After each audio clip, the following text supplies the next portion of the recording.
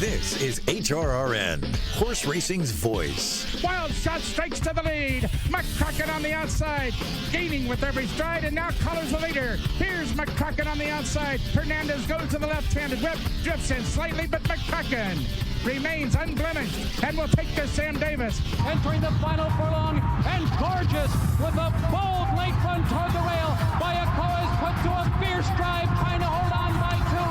Gorgeous trying to catch her, running out front. Bayakoa is got it. Bayakoa wins by 2 lengths. Welcome to the Equine Forum, presented by TwinSpires. Cat Thief digging in at the rail. Worldly Matter with Jared Bailey. Charismatic trained by Lucas on the outside. Now Lucas running 1-2.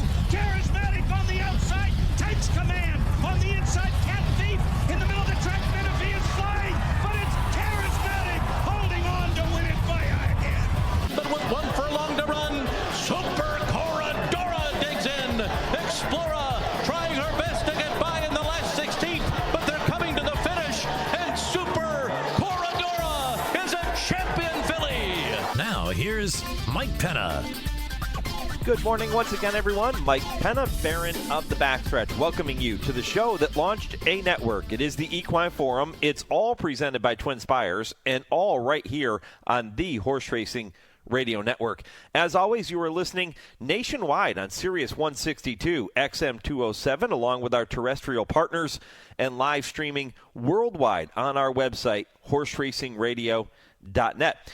And don't forget, if you missed any portion of today's show, or you just want to catch up on any of your favorite HRN shows that we bring your way every week, we make every single one of them available as a podcast after the live airing. You can listen to our podcast on our website or your favorite podcast platform. Well, once again, we're seeing winter weather have a significant impact on this weekend's racing landscape. Aqueduct and Laurel both canceling racing today and tomorrow, but both tracks did run yesterday. However, which is good news because it allowed Aqueduct to make up the previously postponed Withers, which ended up providing a new contender on the road to the Kentucky Derby. New York-bred Talk to Me Jimmy crushed his competition, winning by 11 lengths under jockey Ruben Silveira for trainer Rudy Rodriguez. And Talk to Me Jimmy earned 20 Derby qualifying points with the win, moving him into 4th place. Oaklawn was also able to make up the rescheduled Southwest Stakes yesterday, and we saw dual Hall of Famer Mark Casse continue his dominance of the Arkansas Road to the Kentucky Derby when John Oxley's Silent Tactic came rolling from the back of the pack and just exploded through the stretch to win going away by 3 1/4 lengths under jockey Christian Torres. Silent Tactic is now atop the Derby points list with 25 points. And if you had that one, if you had predicted that entering February, the top 5 on that list would be Silent Tactic, Nearly, Golden Tempo, Talk to Me Jimmy, and Litmus Test, man, you should go buy a lottery ticket right now if you had those 5 in that order. I know it's going to change a lot over the course of the next 12 weeks leading up to the first Saturday in May. It'll change after today's races. But if you had those 5 sitting here in early February as the top 5 on the Derby points list, good for you. Mark Casse, by the way, just for good measure, also won the Martha Washington yesterday at Oaklawn. That's a Kentucky Oaks points race.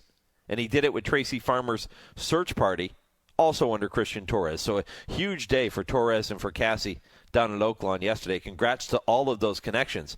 Today's schedule features the Grade 3 Robert B. Lewis at Santa Anita and the Sam F. Davis down at Tampa Bay Downs. Weather should not be a factor at either of those locations. In Tampa today, the forecast, sunny, right around 70 degrees.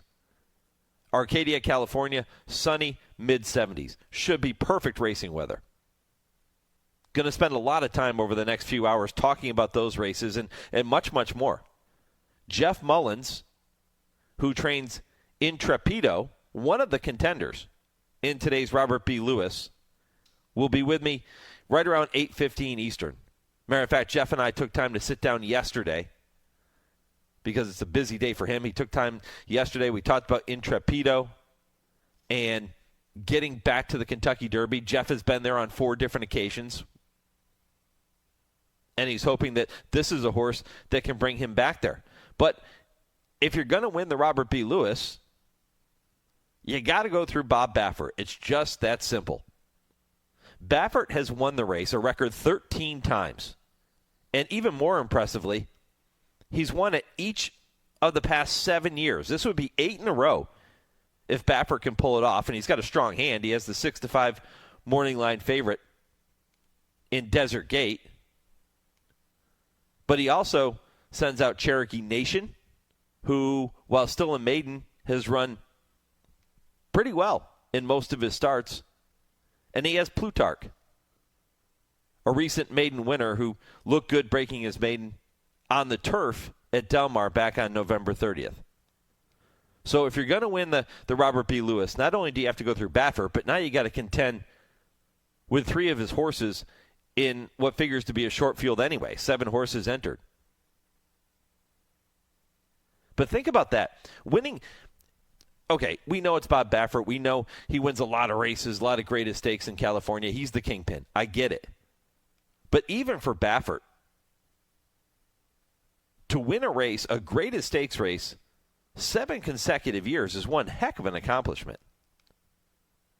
Think about it. Not to be upset. Not to have one of your horses just not show up that day. The last horse to beat, the last horse not trained by Bob Baffert to win the Robert B. Lewis was Lambeau in 2018 under Flavien Prat for trainer Michael Pender. It's an incredible streak. Now, you have Jeff Mullins today. Jeff Mullins and Intrepido are the lone Grade 1 winner in that race. So if you're looking from a class perspective, you have to think, okay, this is probably the horse to beat, but not according to the morning line odds makers. Because Desert Gate, as I mentioned, is the 6-5 favorite for Baffert. 7-2 the morning line on Intrepido, even though Intrepido beat Desert Gate head-to-head in the American Pharoah last year. But Desert Gate was a heavy favorite that day. Intrepido pulled off the upset. He has to prove that it wasn't a fluke.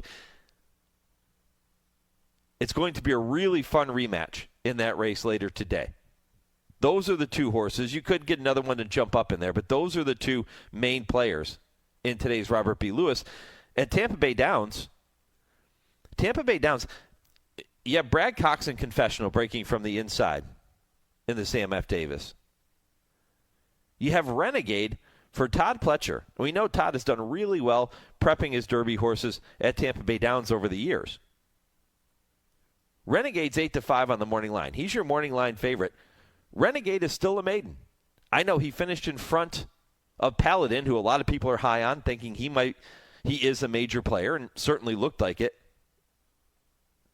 But Renegade beat Paladin by a head at Aqueduct back on October 17th, but was disqualified. So he did get his head in front at the wire once, but he's still a maiden. He's your 8-5 morning line favorite.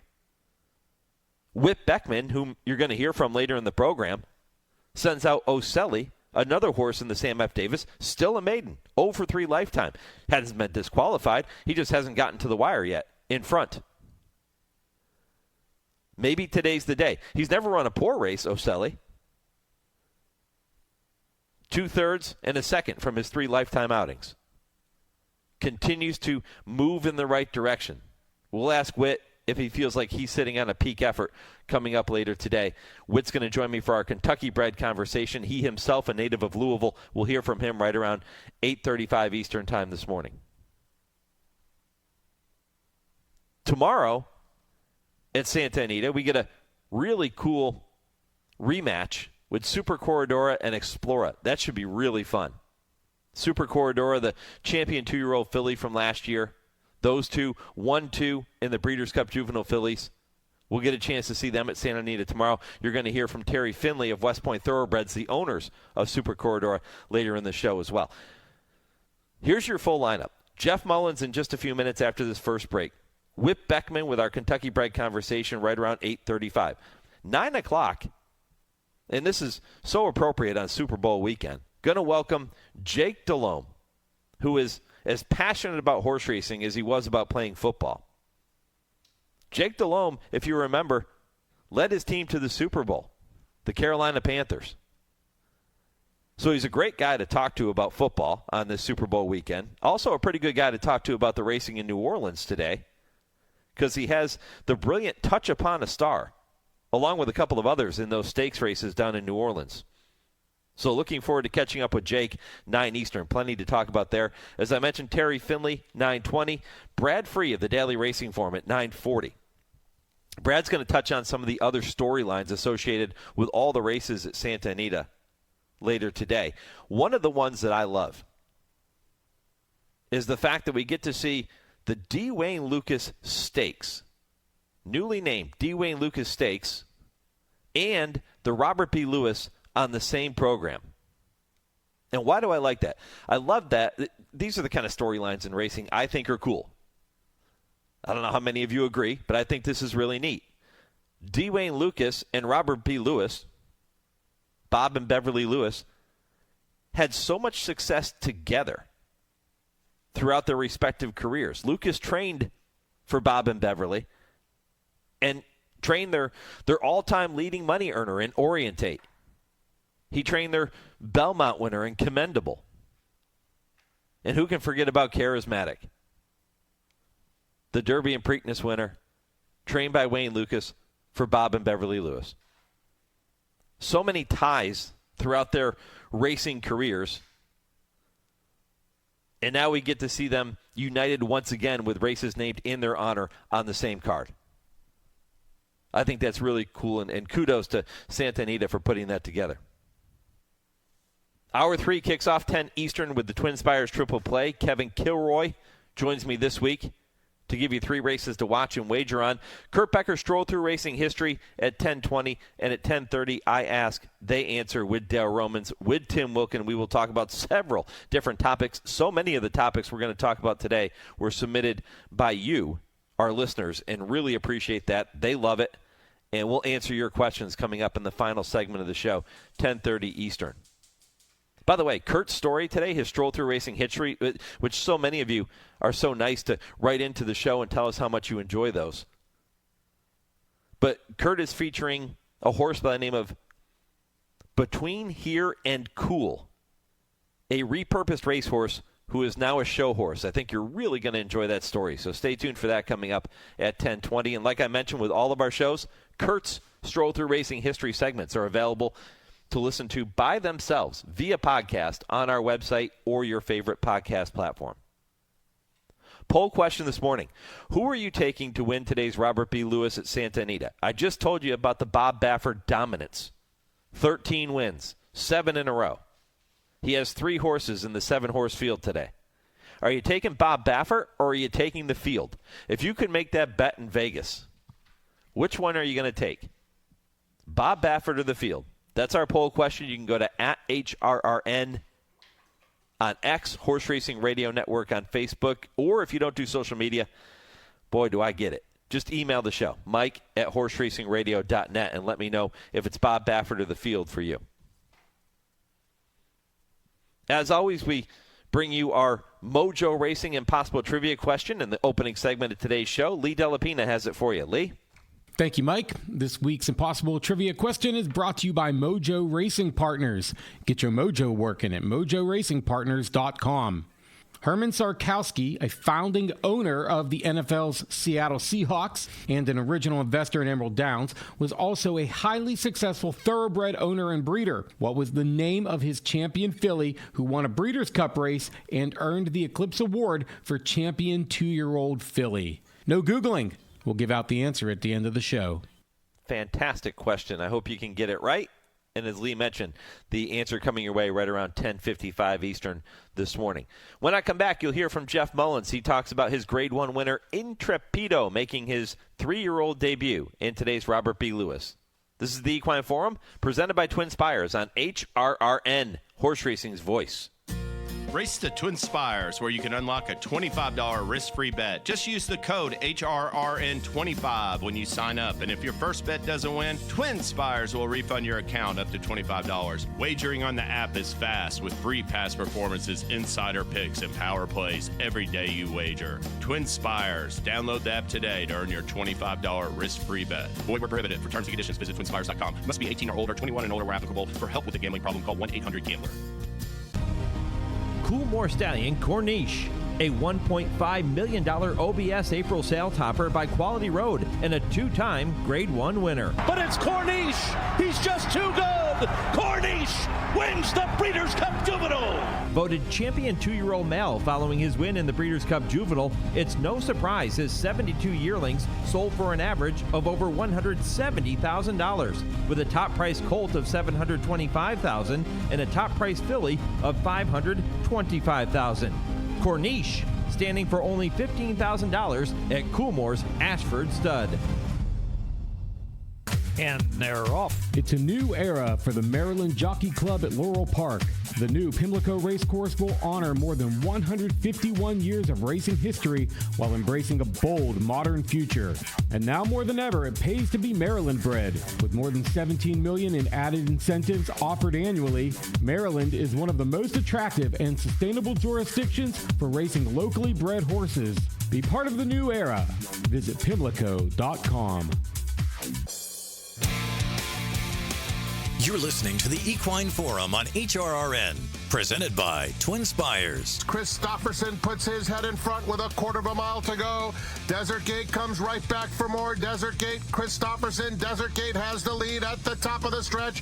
Has to finish the job by Juan Hernandez now and opens up 2 with 1 furlong to go. Here's Plutarch along the inside, trying to challenge him in second. Intrepido running a good race, 16th pole. It's Desert Gate. Plutarch on the inside, hugs the rail and just keeps coming at him. Plutarch on the outside. Intrepido erupts, and Intrepido and Hector Barrios tuck off the final 16th to win the American Pharoah, presented by DK Horse over Plutarch and Desert Gate.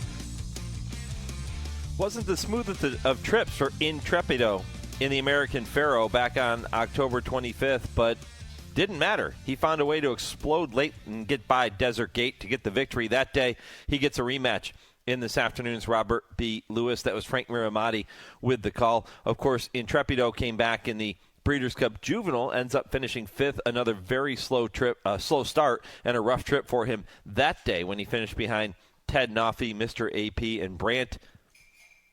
This is his 3-year-old debut, and yesterday, Jeff Mullins took time to join me live from Southern California, and we talked about Intrepido and what it will take to find a way to dethrone Bob Baffert in this spot this afternoon. Trainer Jeff Mullins has saddled 1,844 winners in his career. He knows the thrill of saddling a Kentucky Derby winner. He's done that on 4 different occasions, and he's hoping that after the Robert B. Lewis Stakes later today, Intrepido will put him back on that Derby trail and take him back to Louisville on the first Saturday in May. But he has a stiff test today, but he is a Grade 1 winner, and he looks like a horse that should be tough to handle if he's ready to roll. And Jeff Mullins is ready to roll with us here this morning on the Equine Forum. Jeff, appreciate the visit. Good morning. How are you? Doing really well, my friend, and excited to see Intrepido back in action. Winner of the Grade 1 American Pharoah last year, 5th in the Breeders' Cup behind Ted Noffey. What have the past few months been like for him? I mean, pretty much basically the same. I mean, the horse really hasn't changed much, and you know, he got a bad start in the Breeders' Cup, which completely eliminated him. So you needed to be very, very close to the lead or on the lead in the Breeders' Cup, and he got away from the gate bad and spotted the field, and just he couldn't make up any ground. So we give him plenty of time to get over it, and kind of had this spot in mind for a while. So hopefully he shows up like the horse he was in the American Pharoah. What's more challenging for a young horse to get over? You use the term get over it after the Breeders' Cup Juvenile. Is it the mental part or the physical part? Well, I mean, physically, he really didn't have anything to get over. I mean, he had a bad experience in the Breeders' Cup, and we just hope that we've all put that behind us, including him, and he comes out with his A game. What did you make of his performance in the American Pharoah? It was actually very surprising to a lot of us. I mean, that surge he gave at the end of the race there when he got by the final horse was just unbelievable. I mean, I never expected that from him, and when he finally got free at the top of the stretch, I thought, well, we're going to hit the board, and he found another gear at the end.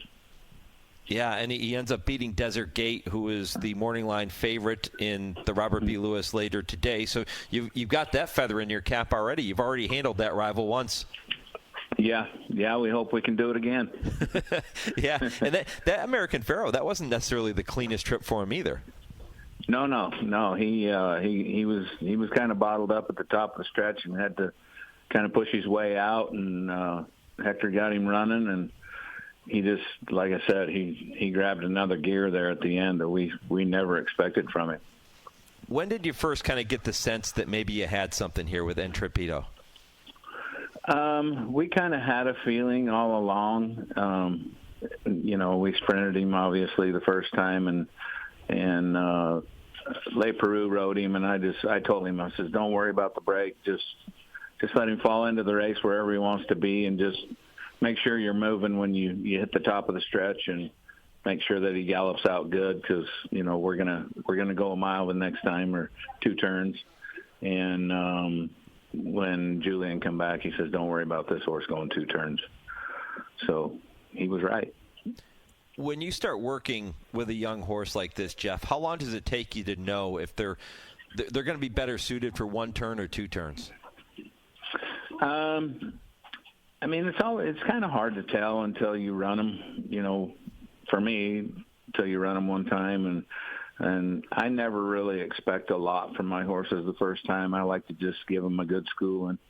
I don't ever want to see my first-time starters on the lead. I'd rather they, eat some dirt or turf or whatever it is, and hopefully have some energy at the end. That's what I always look for, and then see how they gallop out. But this horse has always kind of given us a sign that he wanted to go 2 turns. Well, he showed a lot of maturity, too, in his races where he's had to overcome a little bit of that trouble, and he's had to sit off of horses. Oftentimes, young horses have a difficult time doing that, but he's already kind of checked that box for you. Yeah, he's always been very mentally mature, this horse. Always aggressive, but not, to the point where you can't handle him. He's always been very, very easy to rate or, put behind horses. He's always been very good and always showed plenty of tenacity. So he's always kind of give us that sign, and all you can do at that point is just hope that what he's showing you shows up on race day. I know you really want to win the Robert B. Lewis, but obviously it's not the end goal. What does he need to show you later today to let you know, okay, we've got a horse that can get us to Louisville? Well, he's just got to show that he's back in the game. I mean, it's kind of hard to imagine how the race is going to set up. I'm sure Hector's looked it over, plenty of times. And, I mean, I would feel better maybe stalking the pace and have the horse find somewhere to go at the top of the stretch and hopefully show us what he showed us in the American Pharoah. Why is Hector such a good fit? Well, I mean, he's kind of been with the horse from the start. So, I mean, he knows the horse. He works him every week, and, he's the only one that's really been on him, and other than, when Julian rode him. So we just put our faith in the horse and Hector. talking with trainer Jeff Mullins ahead of the Robert B. Lewis Stakes Saturday afternoon. Intrepido making his 3-year-old debut. He's the lone Grade 1 winner in the field. You know, he's got to square off with, as most horses that run in graded stakes in California do, he has to square off with Bob Baffert-trained horses. Baffert's won this race 13 times. He won the last 7. But what's the key to derailing Bob Baffert in this spot? Well, it's not always easy to do. You just pray a lot. You know you're going to see him in the program, right? Oh, yeah, for sure. Multiple times. You know, you've gotten to the Kentucky Derby, as I mentioned, on 4 different occasions. You had that fantastic run from 2003 to 2005. Names like Buddy Gill and Buzzards Bay. What have you learned from those experiences, Jeff, that helps you with a horse like Intrepido this year? Well, it just proves that, like Lusty Latin was my first one, and I claimed that horse for 62.5. So, you know, you never know where a Derby horse is going to come from. Buddy Gill was on the Northern California circuit and came here. He won the bald one down the hill, and then we decided, we'll give him a try on the dirt going long, and he win again with Gary Stevens. And you know, it's just, you just never know where that horse is going to pop up from. So you gotta keep the faith and hope that everything comes together. Yeah, and then you came back with Castledale, and I mentioned the name Buzzards Bay. Boy, he turned out to be some fantastic racehorse, didn't he? Yeah, he did. Yeah. Yep. Yeah, just sensational. Well, I know you want to get back there, my friend. I hope that trail starts for you later today in the Robert B. Lewis. All the best with Intrepido, and let's go find a way to get it done. Thanks a lot. I appreciate it. All right, Jeff Mullins here on the Horse Racing Radio Network. Again, the lone Grade 1 winner in the field. So if you're looking at the class of the field, you have to say Intrepido is the horse to beat. He did finish in front of Desert Gate that day in the American Pharoah. You heard us talk about that. Desert Gate hasn't been seen since the American Pharoah. And he's the morning line favorite over Intrepido. Now, he was a heavy favorite over Intrepido in the American Pharoah as well. And you heard Jeff talk about how that was a bit surprising to all of them when he jumped up and won that race and the way he did it. But he does have the head-to-head advantage over a horse like Desert Gate. Does that mean he's going to win this race today? No. Does it mean that Desert Gate isn't going to go out there and blow the doors off the competition? No. Maybe Desert Gate is just a better horse, and maybe he's matured differently than Intrepido. Maybe not. But I think it's really interesting. It's part of some of the great storylines involved in this afternoon's racing at Santa Anita, and in particular, the Robert B. Lewis. And you heard us talk about it earlier. I love the fact that Bob and Beverly Lewis had so much success with both Bob Baffert and with the late D. Wayne Lucas. And now you have the D. Wayne Lucas Stakes on the same program as the Robert B. Lewis. I think it's very appropriate. I think it's very fitting. And I love those kind of storylines anyway in racing. I love when those kind of stars align. So we'll see. Intrepido, has he matured? Has he come along well enough to find a way to get past Desert Gate and everybody else? We're going to find out. And again, Bob Baffert, a 13-time winner of this race, and he's done it 7 consecutive years. This would be 8 in a row if he can find a way to pull it off. That in itself is absolutely remarkable. All right, I'm back with more right after this here on the Equine Forum, presented by TwinSpires on HRRN. This is a story of one of the once living legends of the American turf who, unhappily to relate, outlived his legendary status into an ever-lengthening twilight of economic hardship and poor health, and who, at the age of 69 in a Jacksonville, Oregon nursing home, met the Grim Reaper after a prolonged illness on August 16, 1968. For many years, he had been a hanger-on at New York racetracks, waiting for that one more chance which never came, and dreaming of the glory of the 1920s when he was, quite literally, the toast of Broadway. In that golden age of sport, he was to thoroughbred racing what Babe Ruth was to baseball, Bobby Jones to golf, Bill Tilden to tennis, Red Grange to football, Jack Dempsey to boxing, and Johnny Weissmuller to swimming. Each was the symbol and the very epitome of their particular sport, their names household words. He first saw the light of day, did our man of the day, so to speak, in Groton, South Dakota in November 13, 1898, of Norwegian ancestry, and he grew up on a ranch in American Falls, Idaho, where he took to riding horses as naturally as the proverbial duck takes to water. He rode his first official race on January 25, 1918, and won, the first of 968 wins in over 3,600 mounts, who earned nearly $3 million, an enormous amount in that day and age. His lifetime winning percentage was 26%, remarkable. In 1919, his contract was purchased by Commander J.K.L. Ross, for whose Canadian-based stable he rode such stars as Milkmaid, Billy Kelly, and Sir Barton. He later rode for Harry Sinclair's Rancocas stable, and it was in the silks of this stable that his stars shot across the heavens of thoroughbred racing with meteoric rapidity. He led the jockey list with money won in 1921, the year he won the Belmont aboard Grey Lag. And in 1923, the year he won the Derby and Belmont with a leg up on John E. Madden's Zev. His 1,923 records of 39 stakes wins and nearly $570,000 in purses were to stand as riding records for more than 20 years. He had a nasty spill at Saratoga in 1924 and a gallstone operation as well, sidelining him for some 8 months. He had trouble getting mounts on his return to the saddle, but to get the mount on Flying Ebony in the Derby, he did, and he won in the slop on that one at Churchill. That same year, he won the Belmont while aboard Mad Play. In 1927, he won the Belmont on chance shot for owner Joseph Widener, president of Belmont Park. It was largely under Widener's aegis that he was restored to good standing in March of 1928 after he had been suspended and banned from all tracks in the fall of 1927 for his ride on Bateau in the Pimlico Futurity.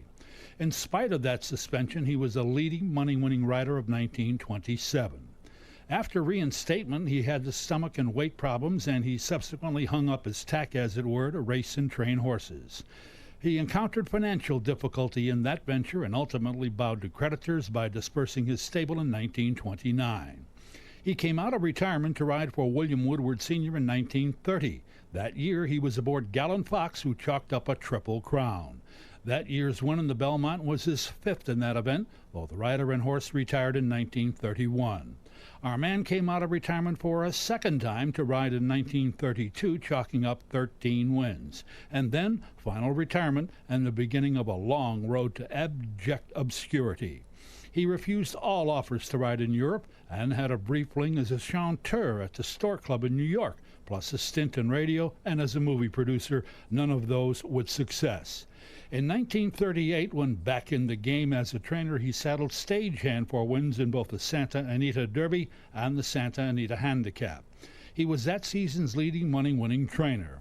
In 1944, he turned to breeding, but that proved to be a disastrous venture. He once said, quote, "Money and me are incompatible." In 1953, at the age of 55, he got himself down to riding weight and had 10 mounts and won one of those. That victory, to phenomenal acclaim, I might add, was at the old Jamaica racetrack on Long Island, October 14, 1953. The effort to make weight had taken its toll, and from then on until he left New York for Oregon, he lived in a donated room over a Long Island restaurant, eating with friends who relived his past glories. The story of this paragon of saddlesmiths, replete with its ecstasies and agonies, its apogees and perigees, its zeniths and its nadirs of human accomplishment and endeavor, as though reaching out for that one final straw of recognition, is indeed a most sad commentary. It does not detract one single scintilla from the composite accomplishment of this man, accomplishments which stamped him indelibly in giant letters on the pages of racing lore. Our subject of this dissertation was immortalized through the pen of Damon Runyon in the 1920s. Runyon, often watching him ride, penned an ode in testimony to this man titled "A Guy Named Sandy." He was Earl Sandy. Race to TwinSpires, where you can unlock a $25 risk-free bet. Just use the code HRRN25 when you sign up. And if your first bet doesn't win, TwinSpires will refund your account up to $25. Wagering on the app is fast with free past performances, insider picks, and power plays every day you wager. TwinSpires. Download the app today to earn your $25 risk-free bet. Void where prohibited. For terms and conditions, visit TwinSpires.com. Must be 18 or older, 21 and older where applicable. For help with a gambling problem, call 1-800-GAMBLER. It's time now to shine the spotlight on the Darley Taking the Reins Performer of the Week. And Balboa has a furlong left to get, but My World is clearly in pursuit. My World to the outside. These two nose and they brush. My World, Balboa. My World wins the Jerome. My World, the son of Darley Stallion Essential Quality, added that victory in the Jerome to his impressive resume. My World's next start is slated to be in the $1.5 million Grade 3 Saudi Derby next Saturday, and he is your Darley Taking the Reins Performer of the Week.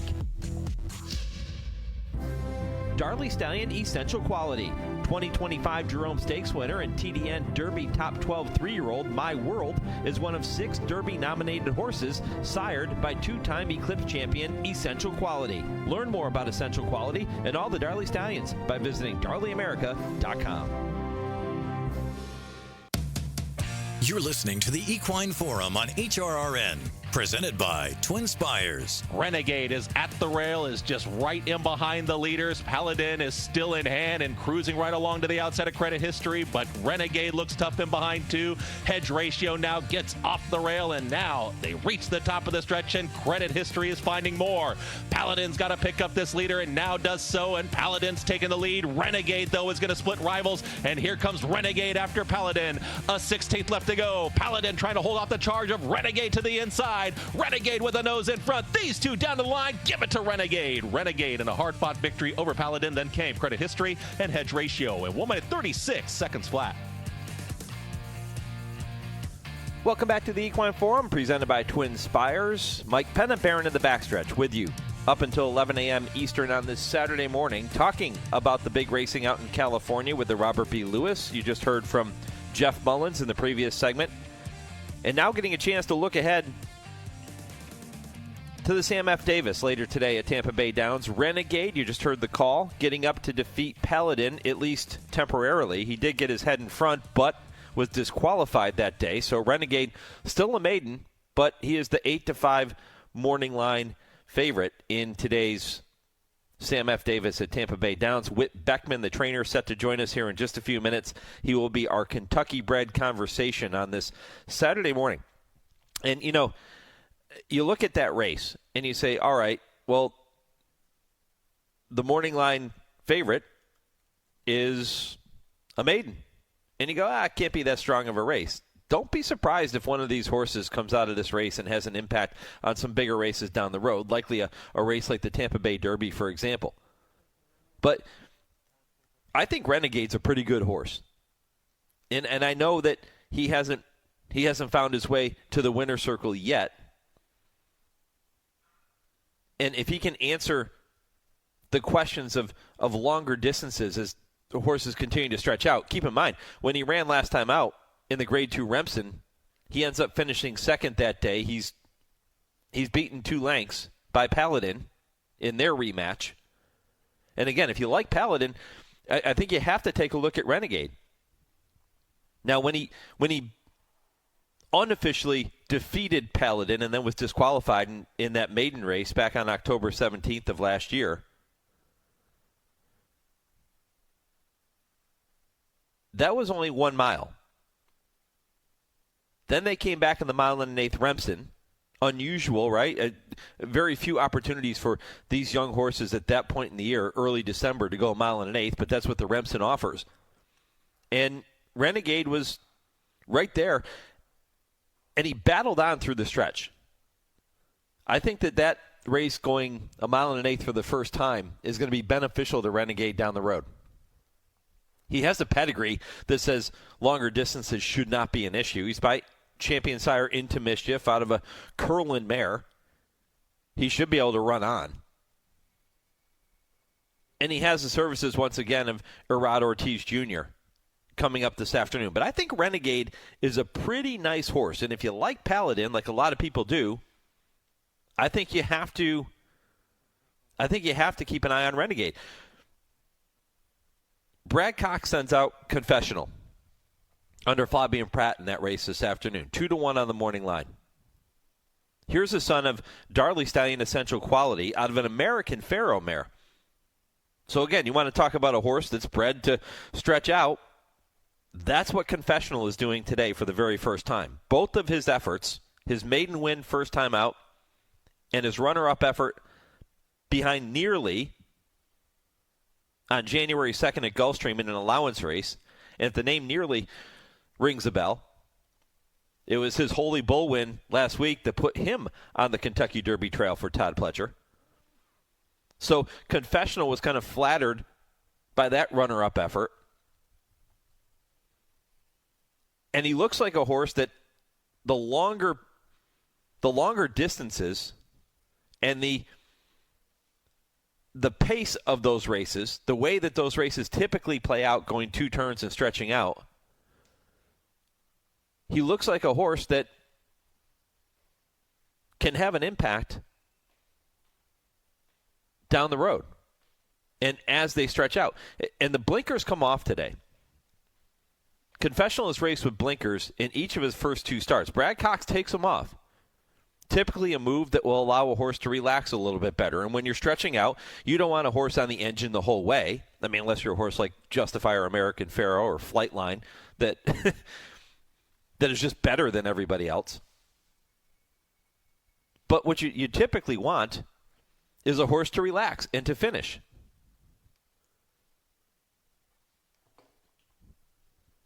And I think that's what Brad's hoping to see from Confessional. The inside post position, another question mark that he'll have to answer here today, but all of these horses trying to answer questions. This is just another hurdle, another variable for Confessional to have to overcome. So you can look at this Sam F. Davis and you can say, okay, it looks like with a maiden being the favorite, maybe this isn't the strongest group. I don't think that's the case. I think you could see a horse or two come out of this race and have an impact on the Kentucky Derby Trail. Again, hoping to get a hold of Whit Beckman here for you for our Kentucky Bred Conversation here this morning. Always fun to catch up with Whit. He has Oselli, another maiden, in the Sam F. Davis today. There are a few maidens in this race, aren't there? You have Oselli, you have the Puma for Gustavo Delgado, who is looking to find his way back onto the Kentucky Derby Trail. So there's a few horses looking for their first win. They'd love to get it in a race like the Sam F. Davis. Oselli is interesting. I mentioned Whit was going to be with me for the Kentucky Bred Conversation, and again, reaching out to him. But here's a Kentucky Bred by Connect who has yet to run a poor race. And I know he hasn't won, but each of his races have been really good. And if you look at his numbers, they continue to move in the right direction. Now, whether that means it's going to result in the victory for him today or not, I don't know. But, you know, Tampa Bay Downs is one of those racetracks where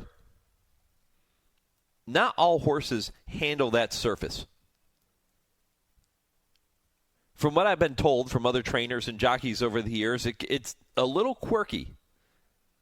And it can be a deeper type of racetrack than a lot of these horses are used to training over. Or racing over, for that matter. So if you're Whit Beckman and you say, okay, I've got a horse that's a maiden, but he's always run well, why not take a shot in this spot if you think he's that caliber? You got to find out what you have. And what a cool story it would be. It already is, having a horse come out and run this well. But here's a horse. We talk about all these expensive price yearlings. And I'll give you an example. You have Renegade, $975,000 yearling purchase at Keeneland September. Well, here's Oselli, just to his inside. He steps into the starting gate as a $12,000 purchase at Fasig-Tipton, October. But that's the great thing about horse racing, isn't it? And I love these type of storylines, too. It's, at least from the auction price, it's David versus Goliath. But these are some of the really cool stories, in my opinion. Because it doesn't matter. If you paid $12,000, you paid $975,000. You step into the starting gate, and ironically, they're side by side in the gate, and all of that goes out the window. Oselli could very easily run a race that beats Renegade and everybody else today. And that $12,000 looks like one hell of an investment. But that's the core principle that racing was built upon, right? My horse is faster than your horse. And it doesn't matter how much you paid for your horse. It doesn't matter how much I paid for my horse. My horse is faster than your horse, and that's all it comes down to. We spend a lot of time talking about all these different factors and conformation and pedigree and all the things that, yes, it's important. But at the end of the day, do you have the faster horse? It's that simple. We're going to see a great example of that potentially in the Sam F. Davis this afternoon. If you're wondering, post time for that race is 5:30 Eastern time. So 4:30 Central, 2:30 out on the West Coast. The West Coast is where we have the Robert B. Lewis today, and going to continue to talk more about that later in the program. You heard from Jeff Mullins earlier talking about Intrepido in the previous segment. Intrepido's a good horse. Gets a rematch with Desert Gate and Bob Baffert. And as I mentioned in our poll question this morning, by the way, our poll question is all about that one race.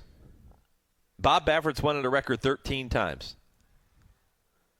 So the poll question, are you taking Bob Baffert or are you taking the field? Assuming that all 7 horses stay in, Baffert has 3 of the 7. So the smart money's probably on Baffert when you're casting your votes here. But Intrepido is the only Grade 1 winner in that field. So maybe you take a shot and say the field. And maybe it's not even Intrepido that you like. Maybe you think there's another horse in there that can pull off a bit of a shocker. But so far, 71% of HRRN Nation voting on the question saying they'll take Bob Baffert to win his 8th in a row. Well, as I mentioned, Whit Beckman joins me for this week's Kentucky Bred Conversation, brought to you by the KTDF, the KBIF as well. Whit, good morning. Morning, Mike. Man, I was just talking about the Sam F. Davis, and I was talking about Oselli, and the potential he could get his first career win in this spot this afternoon. What are you liking about him coming into this race? I mean, he's, despite Tripp, he's put in some really nice efforts, his last two turn races at New Orleans.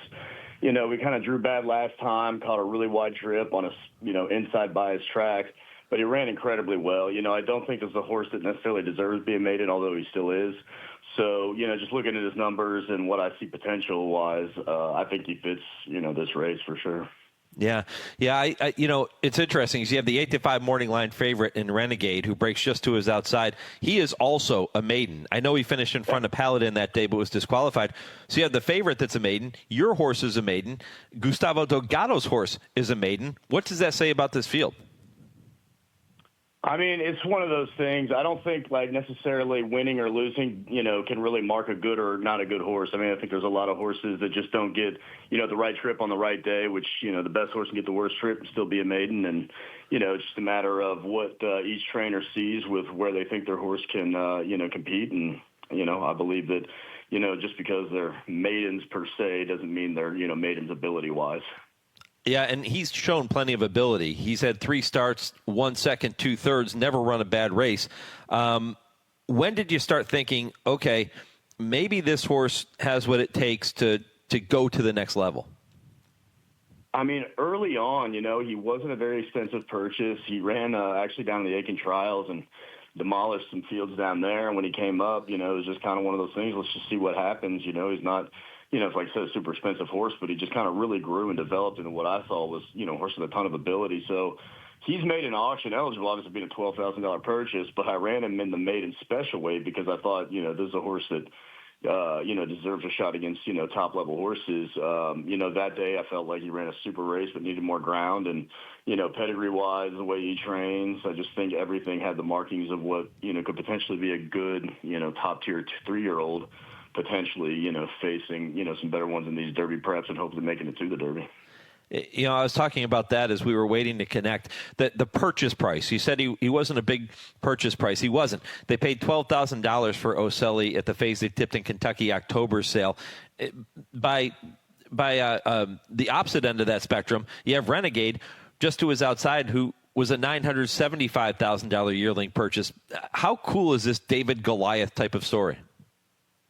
Yeah, it's one of those things, like, they'll look at each other and not either one of them will know how much they cost or how much that right. matters, you know what I mean? So it's like we look at purchase price like you could, buy a ton of Osellis for one Renegade, but at the same time, it's I got to hand it to, Travis Durr and Legion. They bought this horse out of the back ring. They didn't really look at it as just one of those things. They spotted a really good-looking horse, they kind of got, passed over. And, that's what happens when you pay a lot of attention at these sales and really, know what kind of horse looks like an athlete, despite how much pedigree and what the market's saying about him. Yeah, sometimes you got to overlook all that. Yeah, no doubt about it. So, what do you need to see from Oselli today that will lead you to believe that you can take the next step with this horse, assuming you're thinking Kentucky Derby? Yeah, I think I'm running back pretty quick off that last start is 3 weeks back. He needs experience. The horse still is a little bit. Just some of the things I see within the race show that there's a little bit of mental immaturity still. And he just needs a good trip, He needs his pilot to kind of guide him into a spot where, he can kind of show where his ability is and, not have, so many things to overcome, wide trips and traffic. And, like I said, we're honing in on what we think is going to work for him. It's not a huge field today. We'll kind of see, the draw's okay. Having Todd right outside of this, we'll kind of see how things shake out. Looks like there should be some speed in there, but like I said, we got Joe Ramos down. Me and him have had some great luck over the years together. He's, a guy we really, we understand each other. We, both know what each one's looking for, and, we're just excited to see where this horse ability lies, provided we can get just a good, solid trip around there. I'm glad you brought up Joe Ramos. Why does he fit this horse? Well, he rode him first time out. I brought him back from Indiana, and, the horse broke a little tardy, but Joe really gave him a great education. He kind of rode him inside, rode him in and around traffic, and finished a really nice third despite being way back early. And, for a first-time starter to come weaving in and out of, traffic down on the rail is not an easy task.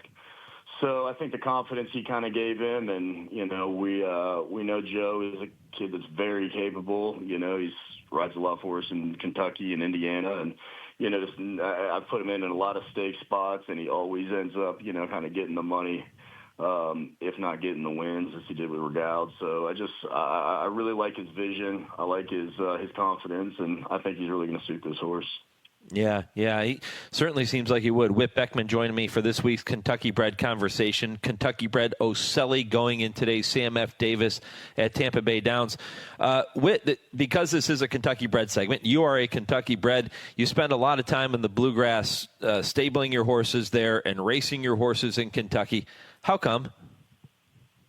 Well, obviously, number one, it's the best purse structure in the country for a Kentucky Bred. We got Kentucky Breds running in New York. You got them running all over. But for when we keep these horses, in the state they're born in, they run for way more money. And, for guys like us that are, not huge outfits that don't have strings all over the place, like each start counts. And, when we get that much extra because of the incentive, it makes a huge difference in our business model. So for me, it's that, but it's also, it's Kentucky. It's, kind of the heart and center of thoroughbred racing, of thoroughbred breeding. And, it's just a good place to keep, race, and develop horses. Yeah. Is there any other jurisdiction that you would say compares favorably to what Kentucky now offers with a purse structure? I mean, you kind of like, it depends on what time of year. I mean, obviously time of year makes it. I mean, New York has been solid for probably, longer than Kentucky kind of took the jump on board with the introduction of, the Aqueduct Casino and whatnot. So, I mean, you go up there, and even without Kentucky breds, it makes a little more sense. Say if you have some of these European breds, with Kentucky, you do lose out on a little bit, especially, sometimes more than half the purse. And, it's a tough when you have horses that are, as good as or better than Kentucky breds and, big spots that, don't get the same incentive. But New York offers a great situation for those, especially some of your European turf horses or, the few odd, New York breds, obviously a great program up there for them. But for the most part, I mean, my barn stacked with Kentucky breds. I don't have many others, a couple of Europeans, but like I said, if they're good, then, they'll make the money where they need to. Yeah, and you're racing at Turfway here in the wintertime as well. I know you're racing at other locations, obviously, like Tampa Bay Downs, but why Turfway Park? Number one, it's just, close place. It's a poly track. It's kind of that third surface, with some of the horses and some of the owners that don't necessarily want to ship their horses down into some of the, say South Florida tougher markets or, Louisiana where the purse structure isn't quite as strong as Turfway, but like I said, it's somewhere I've been for the last couple of years. Like I said, I want to keep and be a Kentucky guy. I don't want to, pull out, everything during the winter and then have to come back. So I like just having that presence there and, having the poly track. And even though it's been a hellacious winter, absolutely just brutal up there for my staff and the horses, it's still, they're doing a great job to get everything back on track and hopefully get these races running again. Well, Whit, man, I appreciate the visit as always. Good luck with that Sam F. Davis later this afternoon, and I'm sure we'll catch up again down the road. Sounds great. Thanks, Mike. You got it. Whit Beckman here with this week's Kentucky Bred Conversation. First implemented in 2005, the KTBIF has provided more than $250 million to breeders of Kentucky breds, winning eligible races worldwide. And trust me, we do not plan on slowing down. Kentucky breds, breed them, raise them, race them. We all win. For more information on racing and breeding in Kentucky, visit KentuckyBreds.com. All right, up next, I'll get you ready for hour number 2. It kicks off with Jake Delhomme, the man who guided the Carolina Panthers to the Super Bowl and is as passionate about horse racing as he is about football. We'll talk about that when I come back. This is the Equine Forum on the Horse Racing Radio Network. Woodford Feed, where tradition merges with technology.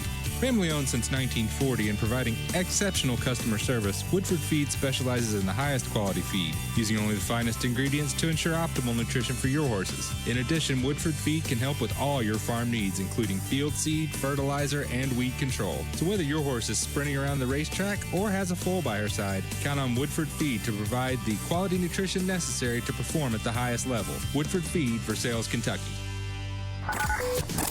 Thursday evenings, 6 to 7 p.m. Eastern, is the Brisnet.com call-in show. It's your chance to call in and let the Horse Racing Radio Nation know what's on your mind. Call us at 888-966-HRRN. That's 888-966-4776. And discuss the topics you choose in the world of thoroughbred racing. The Brisnet.com call-in show. Sirius 162, XM 207, and streaming live at horseracingradio.net. You're listening to the Equine Forum on HRRN, presented by TwinSpires. They're all in line. And they're off. Spendthrift Farm presents Calling All 3-Year-Olds with Bobby Neuman. Originally, 3 Kentucky Derby points qualifiers were scheduled for last weekend, but poor weather conditions forced the postponement of both the Southwest at Oaklawn and the Withers at Aqueduct. We'll recap both of them next week. That left the Grade 3 Holy Bull at Gulfstream as the lone prep for the Derby hopefuls. Up-and-comers Cannoneer and Nearly vied for favoritism, then vied for the early lead. But when they reached the top of the stretch, Nearly was clearly the stronger of the two, putting away his early rival before drawing clear to win by almost 6 lengths. He earned 20 Derby points for the victory and now rides a 3-race winning streak. Focus shifts to California and Florida for the 3-year-olds today. At Santa Anita, the Grade 3 Robert B. Lewis reunites graded stakes winners Desert Gate and Intrepido. Both are looking to rebound off defeats in their respective races last October. Bob Baffert's Plutarch also returns off a short layoff and has never run a bad race, while Tim Yakteen's Secured Freedom tries winners and 2 turns for the first time. At Tampa, the Sam F. Davis Stakes is the major local prep for the Tampa Bay Derby. Renegade comes off a strong second-place finish in the Grade 2 Remsen last out and figures as one of the heavies in the 9-horse field that includes Dr. Kapoor, Confessional, and the Puma. Each of today's Kentucky Derby preps is worth 20 points to the winners. Next week, we start to phase out the 20 and 30 pointers with the Sunland Derby and Saudi Derby respectively, as well as get to our first 50 pointer of the season with the Risen Star at Fairgrounds. In years past, a win in a 50-point qualifier is all that's been needed to guarantee a spot in the gate on the first Saturday in May. I'll be back with this week's top 5 list right after this word from Spendthrift. He's one of the most accomplished 2-year-old champions ever. Forte, on to victory here in the Grade 1 hopeful. He's a TDN Rising Star, a 5-furlong debut winner in May, a 3-time Grade 1 winning juvenile from 7 furlongs to a mile and a 16th. And Forte to win the Breeders' Cup Juvenile. He's a Florida Derby winner, a Fountain of Youth winner, a Jim Dandy winner at 3. The champion prevails. Forte wins the Florida Derby. He's Forte. Look for first yearlings this year. This week's top 5 list of Derby contenders looks like this. Number 5, Nearly. Improving Pletcher trainee looked great in the Holy Bull. He's likely to wait till the Florida Derby at Gulfstream on March 28th for his next start. Number 4, Golden Tempo, 2 for 2 after his game win in the LeCompte. He figures to continue down the Fairgrounds route to Kentucky. Number 3, Commandment. Rousing winner of the Mucho Macho Man has talent. He's aiming for the Fountain of Youth at Gulfstream on February 28th. Number 2, Further Ado, followed up a monstrous maiden win with a nice score in the Kentucky Jockey Club. And number 1 is Paladin. He looked great winning the Remsen in just his second career start. He's pointing for the Risen Star at Fairgrounds next weekend. That's your Calling All 3-Year-Old segment presented by Spendthrift, the Breeders' Farm. Now, that picture is going to change a lot, isn't it, over the course of the next 12 weeks? And that's a little thought to warm me up on a very chilly day throughout much of the U.S. 12 weeks away from the Run for the Roses. I mentioned the top 5 as it currently stands as I was opening the show today. And if you had this one on your bingo card, good for you. Silent Tactic at the top after that win in the Southwest Stakes yesterday for Mark Cassie and John Oxley. Nearly at number 2. Golden Tempo, number 3. Talk to Me Jimmy, the New York bred, who just won the Withers yesterday, vaults into the 4th position. And Litmus Test at number 5.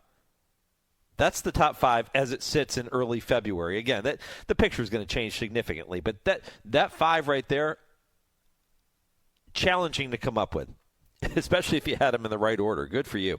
Hey, if you're going to be in Lexington, whether it be for a UK basketball game, or if it's going to be for Keeneland later, or if it's going to be for Fasig-Tipton, whatever the case might be, make sure, and do this now, reach out and get your reservations for Tony's of Lexington. If you want an incredible meal, and I've told you for years, the greatest steak you are going to have anywhere.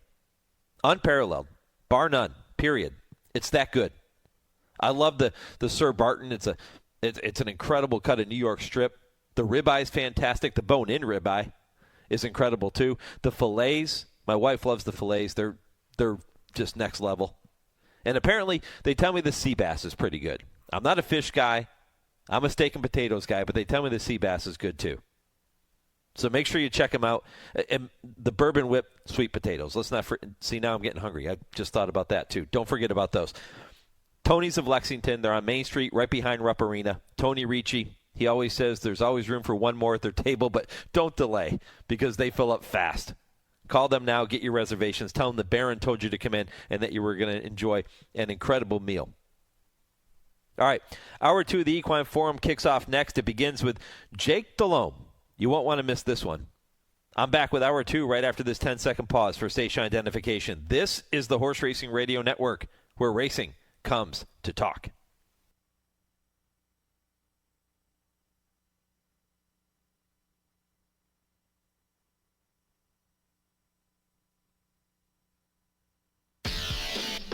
This is the Equine Forum, presented by TwinSpires.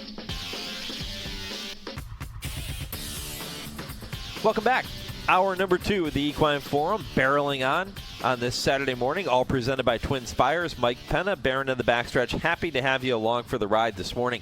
If you missed any portion of the first hour of the program, my conversation with Jeff Mullins talking about Intrepido in today's Robert B. Lewis, or Whit Beckman on Ocelli in the Sam F. Davis. All you have to do is head back to our website, horseracingradio.net. After we finish up at 11 a.m. Eastern, you can listen to this show and all of our shows on our website and via your favorite podcast platform. Poll question for you this morning. I'm asking you, in regards to the Robert B. Lewis, Bob Baffert's been so dominant. He's won it 13 times, 7 in a row.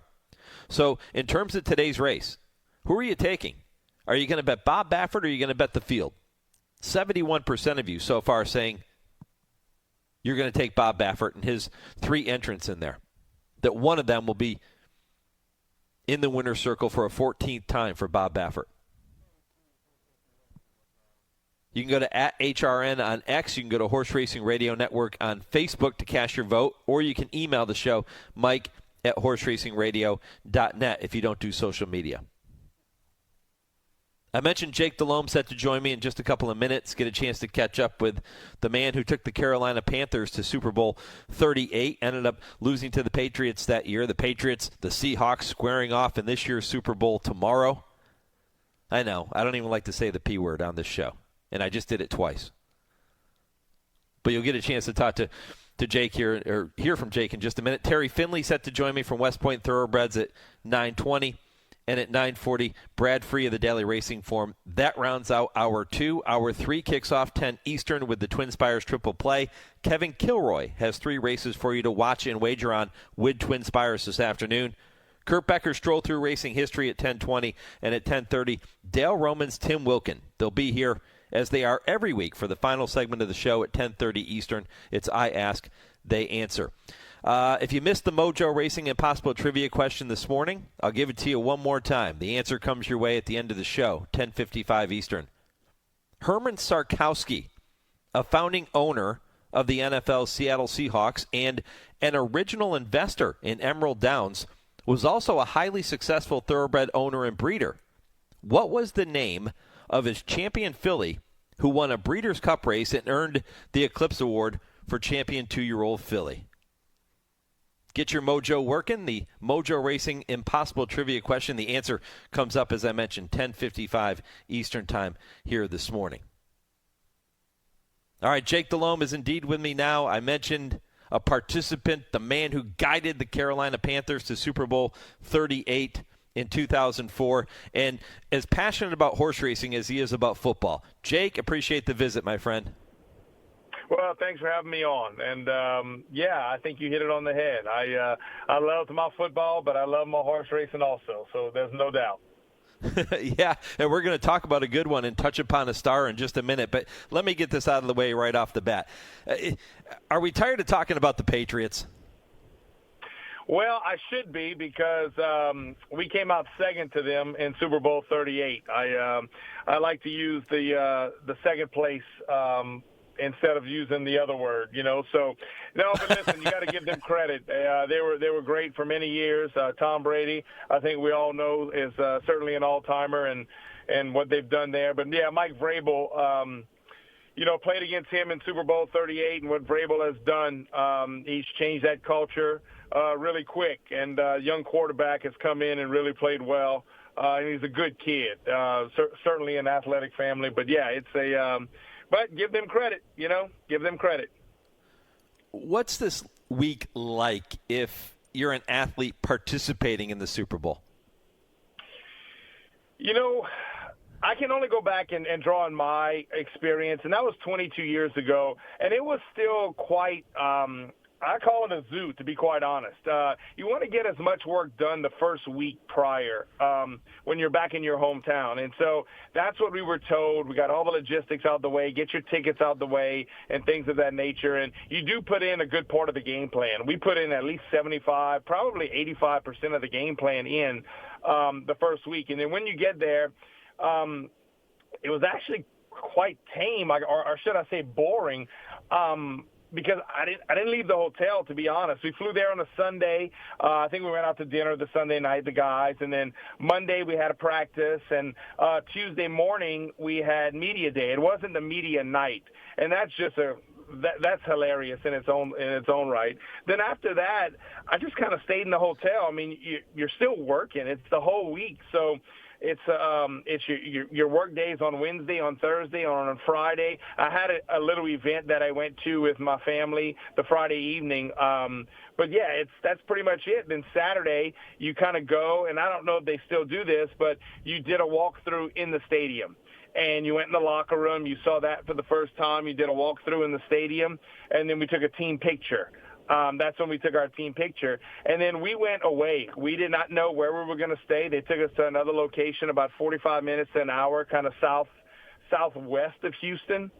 And it was just us. We got away, and, I actually had an unbelievable night's sleep. It was a great night. We were just in a quiet area, completely away from everything. And you wake up Sunday pregame, and then by the time you start heading in, it's just different. It's such a different feel. I guess if you could relate it to thoroughbred racing, it would be the walkover, so to speak, with the owners and everything. But just going to the stadium and getting in there, it's something different. Jake, you mentioned Drake May, the quarterback of the Patriots, and how good he has been. And I love stories of athletes that had to overcome adversity to get to where they are, right? And that is the case with Sam Darnold, the quarterback of the Seattle Seahawks. You were kind of in that same boat. You were signed as an undrafted free agent and then had to play in Europe, and then you come back and you were on the practice squad, and then here you are in the Super Bowl. How cool is that story with Sam Darnold? Well, full disclosure, I've gotten to know Sam pretty well. He was in Carolina for 2 years, and I do the radio for Carolina, so I've gotten to know him. And one, I think he's a hell of a quarterback with unbelievable talent, but he's a better person. You want to talk about a great guy. And I loved him. At that time when he was in Carolina, we didn't know which way we were going, what direction we were going, to be quite honest. And it was unfortunate. And he actually played pretty well for us. Unbelievably tough, big, strong, very accurate, very strong arm. So very happy for him to see the success. He's 29 years old, right? And he's just scratching the surface. And it's kind of similar. Drake's, 23 in year 2, and Sam had to go in New York, which that's just been tough. The whole Jet situation has been tough for a long time now. Came to Carolina when, to be honest, we didn't have the right direction at that time. Compared to what it is now. And then Sam made the right decision. He went to San Fran, and he sat behind Brock Purdy, got into that system. Clint Kubiak was the passing game coordinator there, so was able to work with Clint, who's now his offensive coordinator. And then he goes to a similar offense in 24 with Kevin O'Connell in Minnesota, and certainly had 14 wins and did great, and then Seattle signed him. And, you hate to say the rest is history, but that's just as cliche as can sound. The rest is history. He's played great football, and I truly believe on Sunday night he'll be a Super Bowl champion. I was just going to ask you who wins. It sounds like you're going with the Seattle Seahawks. You know what? I think they're the best team, and I love the New England story. I think it's great, but I just think they're the best team. I watched them play live and in person this year. We played them, and their defense is unbelievably good. They're very good. They send their D-line is very tough, but they rotate a bunch of guys in there. It's not just the Leonard Williams and things of that nature. They rotate a bunch of guys in, and they do a fabulous job. And offensively, it's looked like their running game's starting to come around. It struggled a decent part of the season. It's starting to come around. But New England will give them some trouble. I think New England, I think Vrabel and that bunch and Josh McDaniel, they're going to try to keep it close, right? And they're going to try to maintain possessions. I think Josh is very elite as a play caller for New England. So it can be a tight game, but I just think Seattle's the better team. Jake Delhomme joining me here on Super Bowl weekend on the Equine Forum on the Horse Racing Radio Network. Seattle Seahawks favorite over the New England Patriots in the Super Bowl tomorrow. Jake, your star, Touchuponastar, the son of Star Guitar, 7 years old, maybe as good as ever. He is favored in tonight's Louisiana Premier Night Championship Stakes. It would be his fourth victory in the race if he can pull it off. What a ride it's been with this horse, huh? Yeah, I keep pinching myself, and I don't want it to stop. It's been an absolute dream. He's an unbelievable horse. He's an unbelievable personality. We've tried to manage him correctly, and he's rewarded us. So we're looking forward to tonight. He's doing extremely well. But you still have to get there. Anything can happen in horse racing. That's one thing I don't ever do is take anything for granted. It's one race at a time, but looking forward to, loading him up in the trailer here in a couple of hours and getting over to Delta Downs and get ready to hopefully run well tonight. Yeah, he comes into the race on a 3-race win streak, and nobody's been close to him in those 3 tries. He's won by 5 3/4 lengths, 10 lengths, and 8 3/4 lengths. Is he better than ever right now? He's doing really well, and visually he looks that way. He's doing well. Timmy Thornton, who's ridden him for every race but one of his career, Timmy feels the same way, like the horse is really doing well. The 3 races in a row, we ran in the Sexton Mile last year, and, that was a tough day. Track-wise, he kind of broke on top, and Timmy said he just hated it. He didn't like it. It was pretty soupy, to say the least. And then we give him a normal break in the summertime, and we ran him 7/8 at Delta, and that race kind of fell apart in essence because one of the second choice in the race ended up getting hurt the week of the race. He didn't run, and the next choice in the race flipped in the gates, so it kind of whittled down, and Touch ran well, and then we ran him in an open race in the Delta Mile, and we felt he'd run better because he had a race, and he really ran well. And then the Classic in New Orleans, he had everything his way, to be quite honest. He just kind of went to the lead and loped around there. The thing that I enjoyed about the Delta Mile is that he didn't go to the lead right away. He kind of sat off of it. We drew outside the speed, and Timmy said he just rated perfect. And so, we'll see how it all shakes out tonight. We drew the post 5 out of 5, but he's doing well, and hopefully he shows up tonight. He's not the only horse you have in the race. Mangum breaks to his inside. Tell me a little bit more about Mangum and the decision to run these two together. Well, listen, Mangum's been he's been a fantastic horse for us. I purchased him out of a pasture when he was a yearling for $10,000 and bred by Jay Adcock. And Jay's bred many stakes horses and many great horses. And so, Mangum went on a run as a 3-year-old, and then he's kind of had he's been unlucky, to say the least, but a very sound horse. He's running really well, and we were going to give him a shot. It looked like the field might have come up light for this race. And you know what? We're going to give him a shot, and he's doing well. There's a couple other horses in the race that are doing well also. St. Gabriel with Brett Brinkman's really likes Delta. He runs well. A Million Moons ran a big race last time out. So, we'll see. We'll see how it all shakes out tonight. Yeah, that's not the only action you got, though. You come back in race number 9 this evening, the Louisiana Bred Premier Night Distaff. Tell me more about that race. Yeah, well, Khalil, we're gonna scratch her. She kind of came up, last couple of days, just kind of under the weather a little bit. That's unfortunate. She was doing extremely well. Comes off a big win. She's a frustrating animal, to be very honest. She's one with a lot of talent. But it's just sometimes, putting things together for her. And, we're going to have to scratch her tonight, unfortunately. So I'm very disappointed in that regard because she was doing unbelievably well. Yeah. Jake, I'll tell you, the enthusiasm you bring to the table, talking about football, talking about horse racing, man, it's contagious. And I can't thank you enough for spending a little time with me here this morning.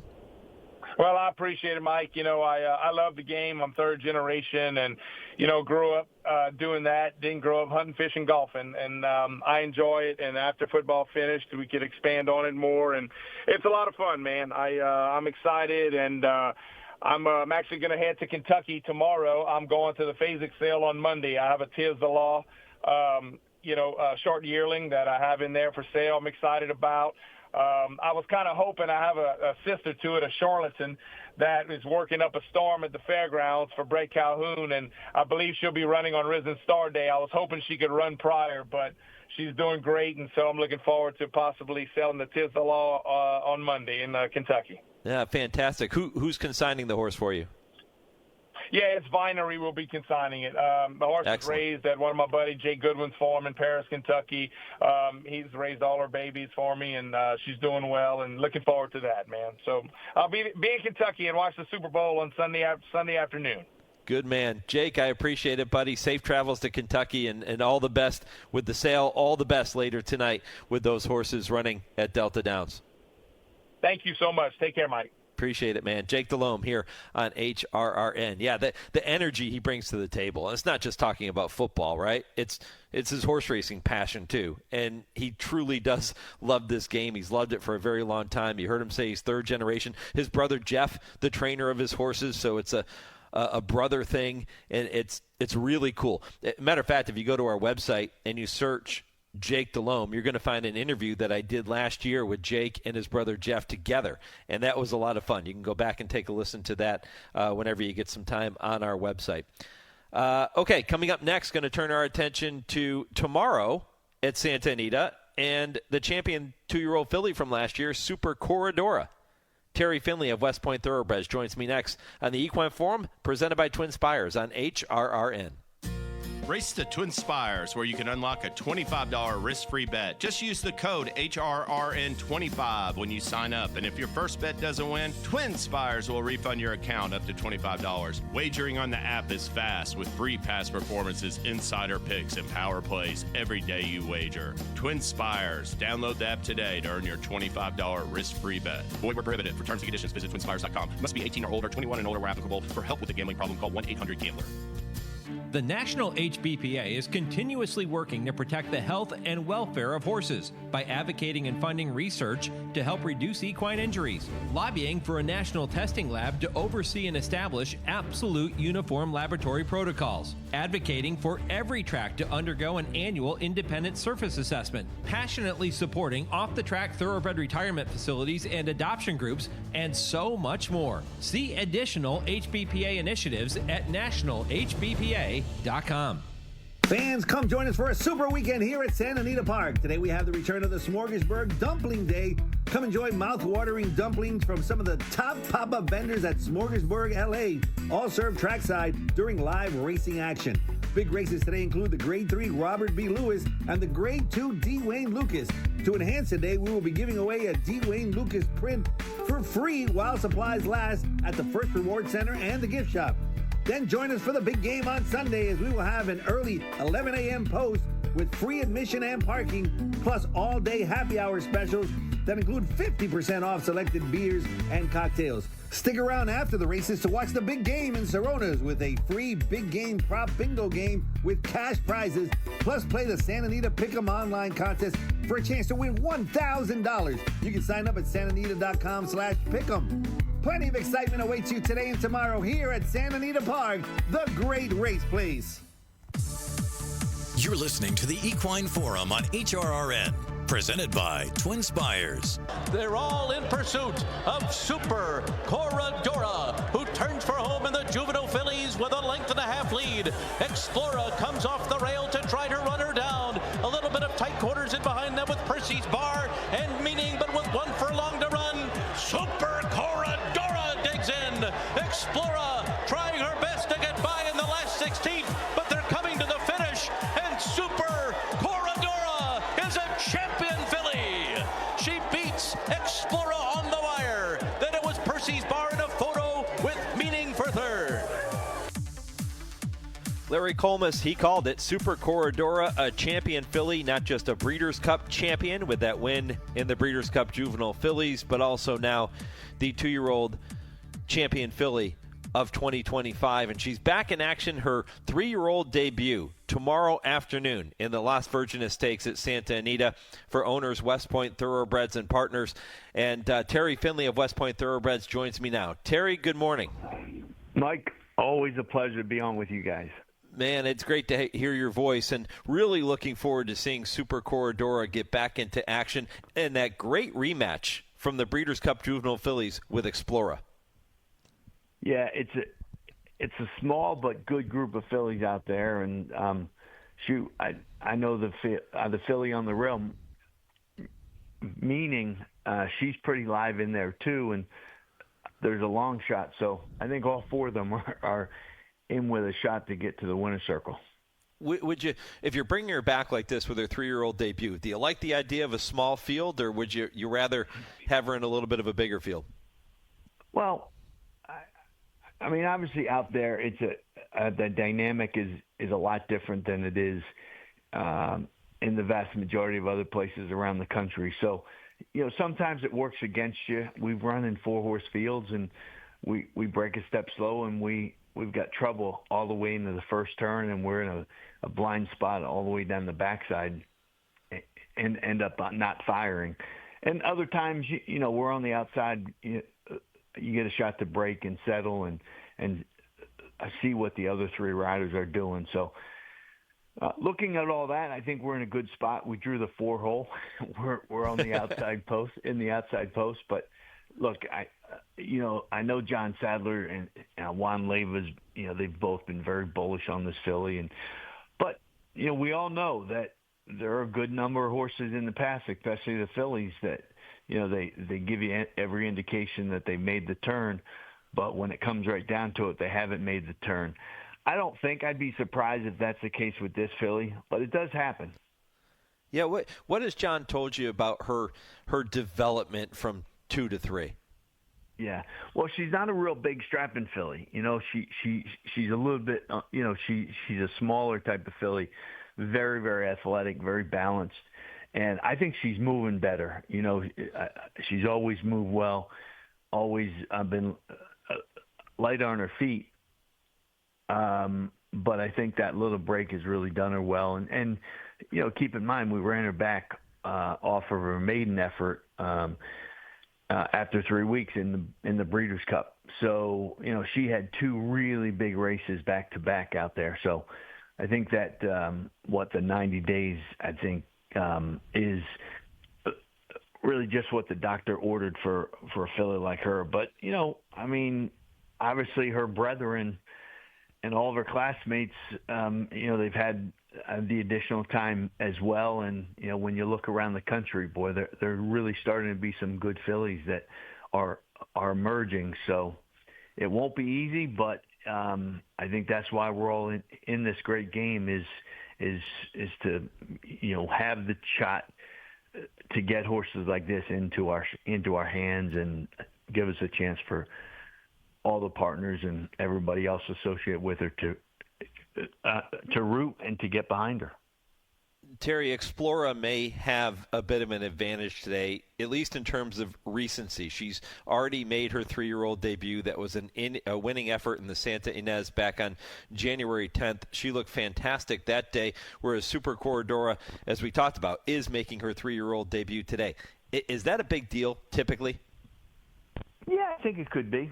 That filly's a very good filly. She's run fast on the sheets, and I know they've always liked her.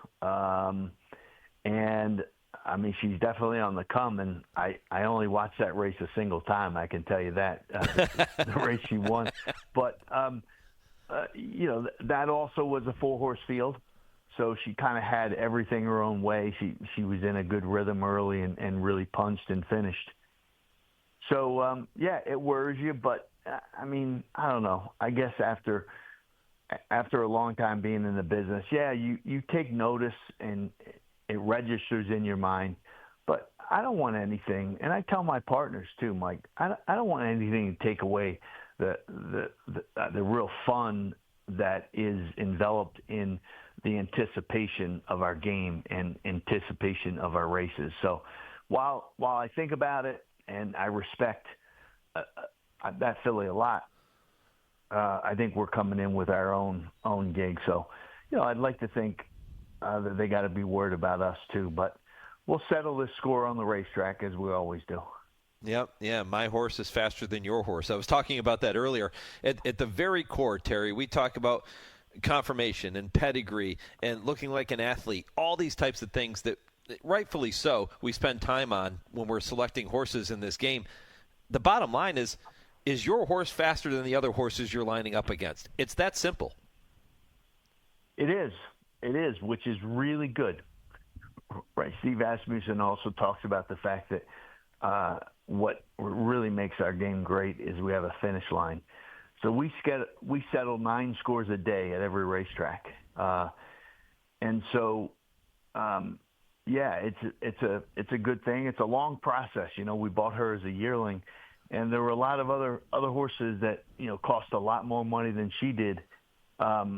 So I think one of the things is, yes, you gotta get horses that are faster than other people's horses, right? But you gotta buy enough of them, and you gotta get a portfolio overall that's large enough to sustain the injuries and to sustain the horses that don't work out for whatever reason. And once in a while, no matter who you are, you hope that you're going to get a filly like this to put in your ranks, and like in our case, to see if, as I talked about before, she makes the turn to a 3-year-old filly. But she's bred to be like a filly who's going to be a better 3-year-old than a 2-year-old. So we have a lot of things in our favor, but I think overall it's a really fun and exciting spot for the partners and the West Point team to be part of. Take me back to that night in South Florida when you hear her name called as the champion 2-year-old filly. What was that moment like? Yeah, and I tell you, there were the filly Cy-Fair that won the juvenile turf sprint. I thought she was deserving as well. I was surprised that the vote count was in our favor as to the extent it was, but I know that they really, that's a good group of guys, and it's a good partnership, and I didn't feel bad. We obviously won, but look, I love the fact that for the first time in a long time, right, there was some question if the Breeders' Cup Dirt filly was going to win the Eclipse Award. So ultimately, it was a great feeling, and one of the things that keeps running through your mind is, we're all in this game, and everybody works hard to get clients and to go to the sales and buy horses and put together their teams. And like every once in a while, you got to get something like this, right, to keep you going, to kind of pick your head up, because you'll get pummeled and pummeled and pummeled, but then you have something like that and a night like that, and you get a shot to walk up on the stage and really talk about a filly that you love and a team that you love. You're in a good spot, and you realize it doesn't happen all the time for the vast majority of us. Yeah. Terry Finley, West Point Thoroughbreds, with me here on the Horse Racing Radio Network. Terry, what other horses that are going to be wearing the black and gold West Point colors have got you really excited coming in here to 2026? Yeah, so we run Sandman back today. Yep.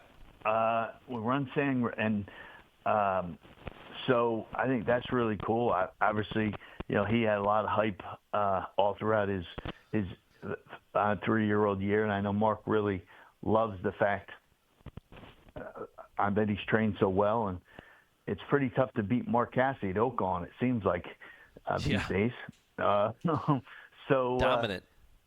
Yeah, he is. He's dominant. And he's got a good operation, a good team. He'll tell you that. And so I think those, we've got a couple fillies.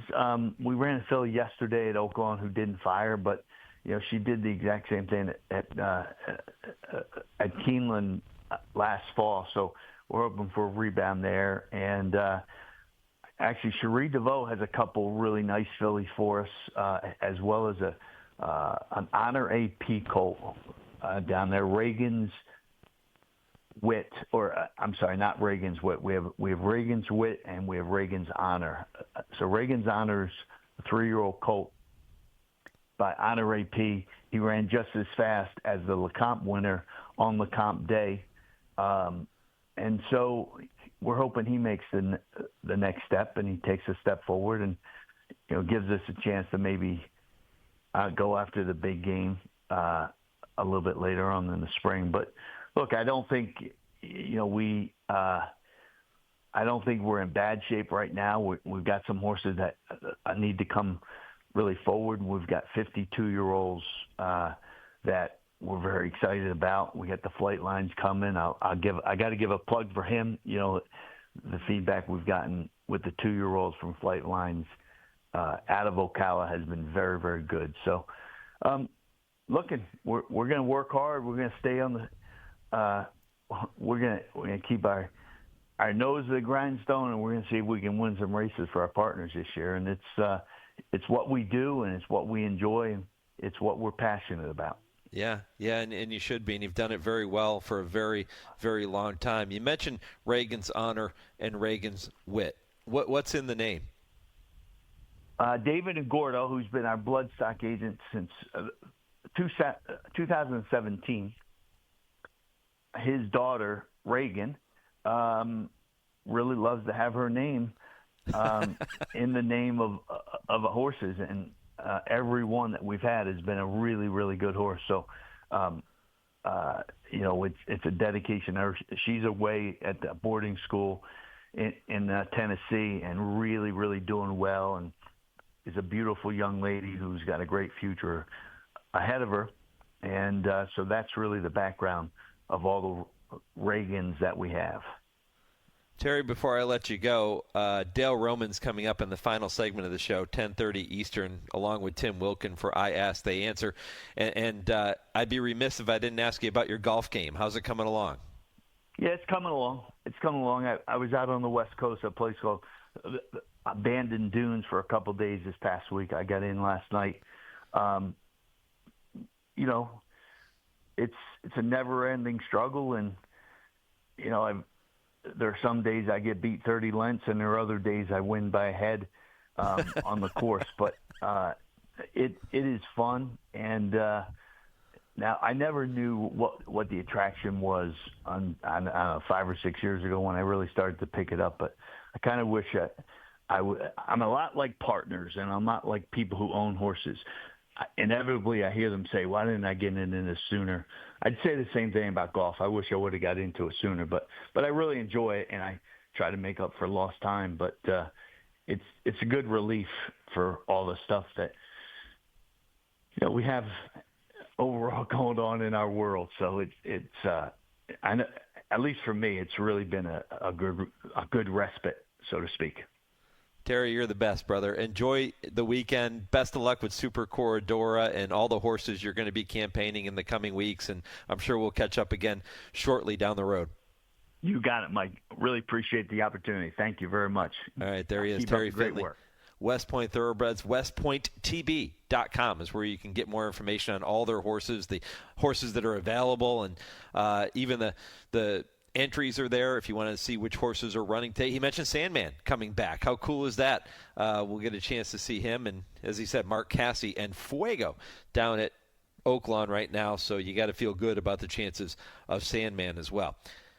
All right, coming up next, we go back to the West Coast. Brad Free of the Daily Racing Forum will talk about some of the main storylines, not just in the Robert B. Lewis, but in all the big races at Santa Anita later today. This is the Equine Forum, presented by TwinSpires on HRRN, Horse Racing's voice.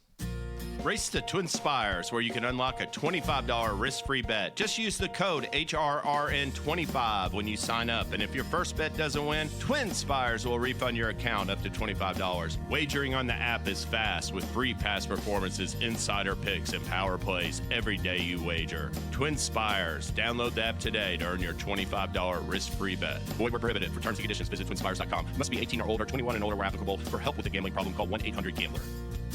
And they're off. It's a new era for the Maryland Jockey Club at Laurel Park. The new Pimlico Racecourse will honor more than 151 years of racing history while embracing a bold, modern future. And now more than ever, it pays to be Maryland bred. With more than $17 million in added incentives offered annually, Maryland is one of the most attractive and sustainable jurisdictions for racing locally bred horses. Be part of the new era. Visit Pimlico.com. Coolmore Stallion Corniche. a $1.5 million OBS April sale topper by Quality Road, and a 2-time Grade 1 winner. But it's Corniche. He's just too good. Corniche wins the Breeders' Cup Juvenile. Voted champion 2-year-old male following his win in the Breeders' Cup Juvenile, it's no surprise his 72 yearlings sold for an average of over $170,000, with a top-price colt of $725,000 and a top-price filly of $525,000. Corniche, standing for only $15,000 at Coolmore's Ashford Stud. You're listening to the Equine Forum on HRRN, presented by TwinSpires. Cat thief digging in at the rail. Worldly matter with Jared Bailey. Charismatic trained by Lucas on the outside. Now Lucas running 1-2. Charismatic on the outside. Takes command on the inside. Cat thief in the middle of the track. Menifee is flying, but it's Charismatic holding on to win it by a head. Menifee flying on the outside, and Cat thief, I believe, was third. What a dramatic victory as Charismatic and Chris Handley team up to get the roses for Lucas. For Lucas and Bob and Beverly Lewis.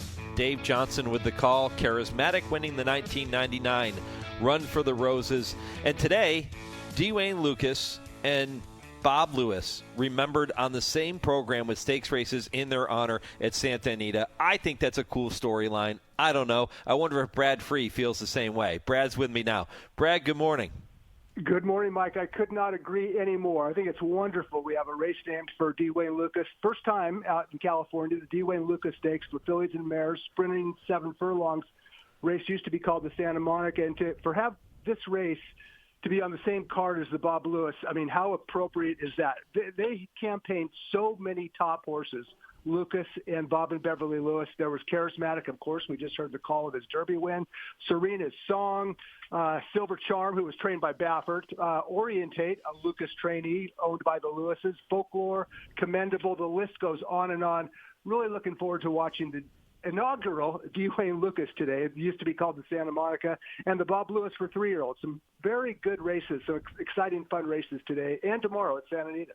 And Brad, if I'm not mistaken, there is a former Dwayne Lucas trainee in that Wayne Lucas Stakes this afternoon. Yeah, there is, and that would be a heartwarming story, I suppose, if Lemon Muffin were somehow to spring an upset. She's 30-1 on the morning line. She probably should be 99-1. This is, she was a promising 3-year-old filly a couple years ago. She never really quite developed into a stakes caliber horse. She'll be running on late. She comes from the clouds. I think if they hit the board, I think they'd have to consider it a victory. It'd be a fun story to write. I just don't see it happening, especially against the likes of the Breeders' Cup Filly Mare Sprint winner Splendora.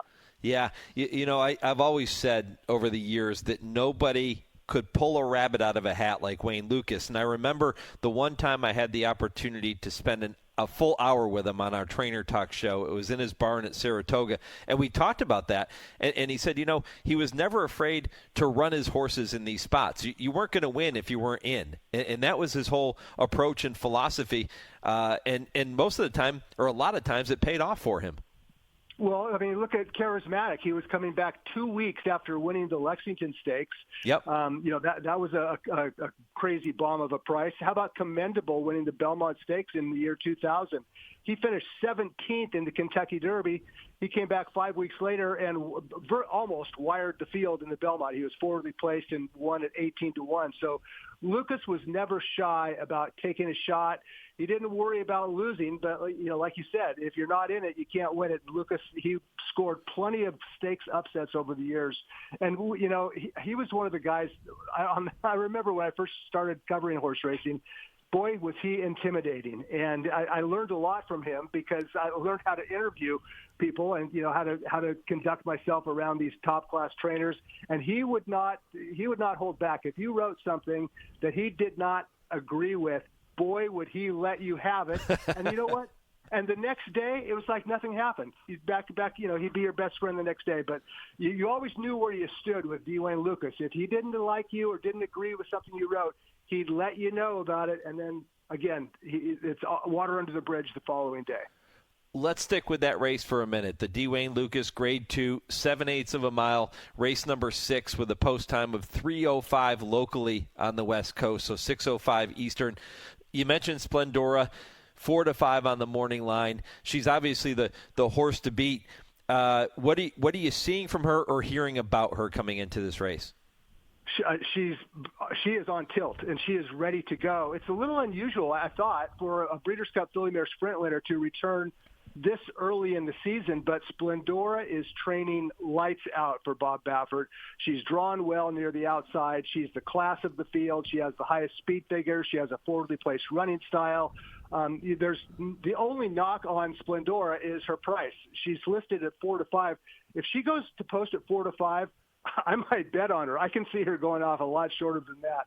I'll be surprised if Splendora gets beat this afternoon in the Dwayne Lucas going 7 furlongs.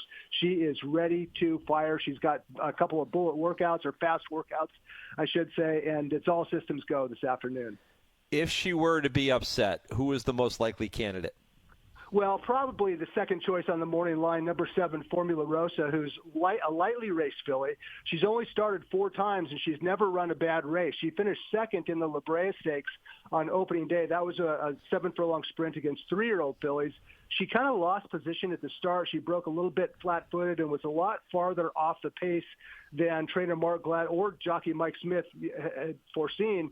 And she ran well in defeat. She was never going to beat Usha, who crushed the field by more than 5 lengths, but Formula Rosa ran well. That was her first start since last summer, and she's done well since then. Formula Rosa has. So she's, on paper, she is the most logical upset candidate.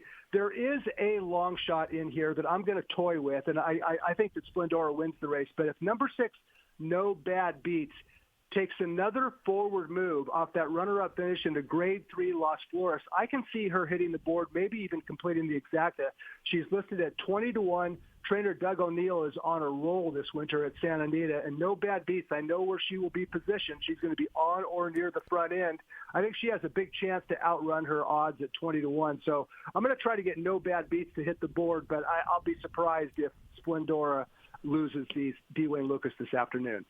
Brad, we're going to get to the Robert B. Lewis Stakes in just a minute, but outside of the Lucas and the Robert B. Lewis, are there any other storylines on today's program that jump out to you?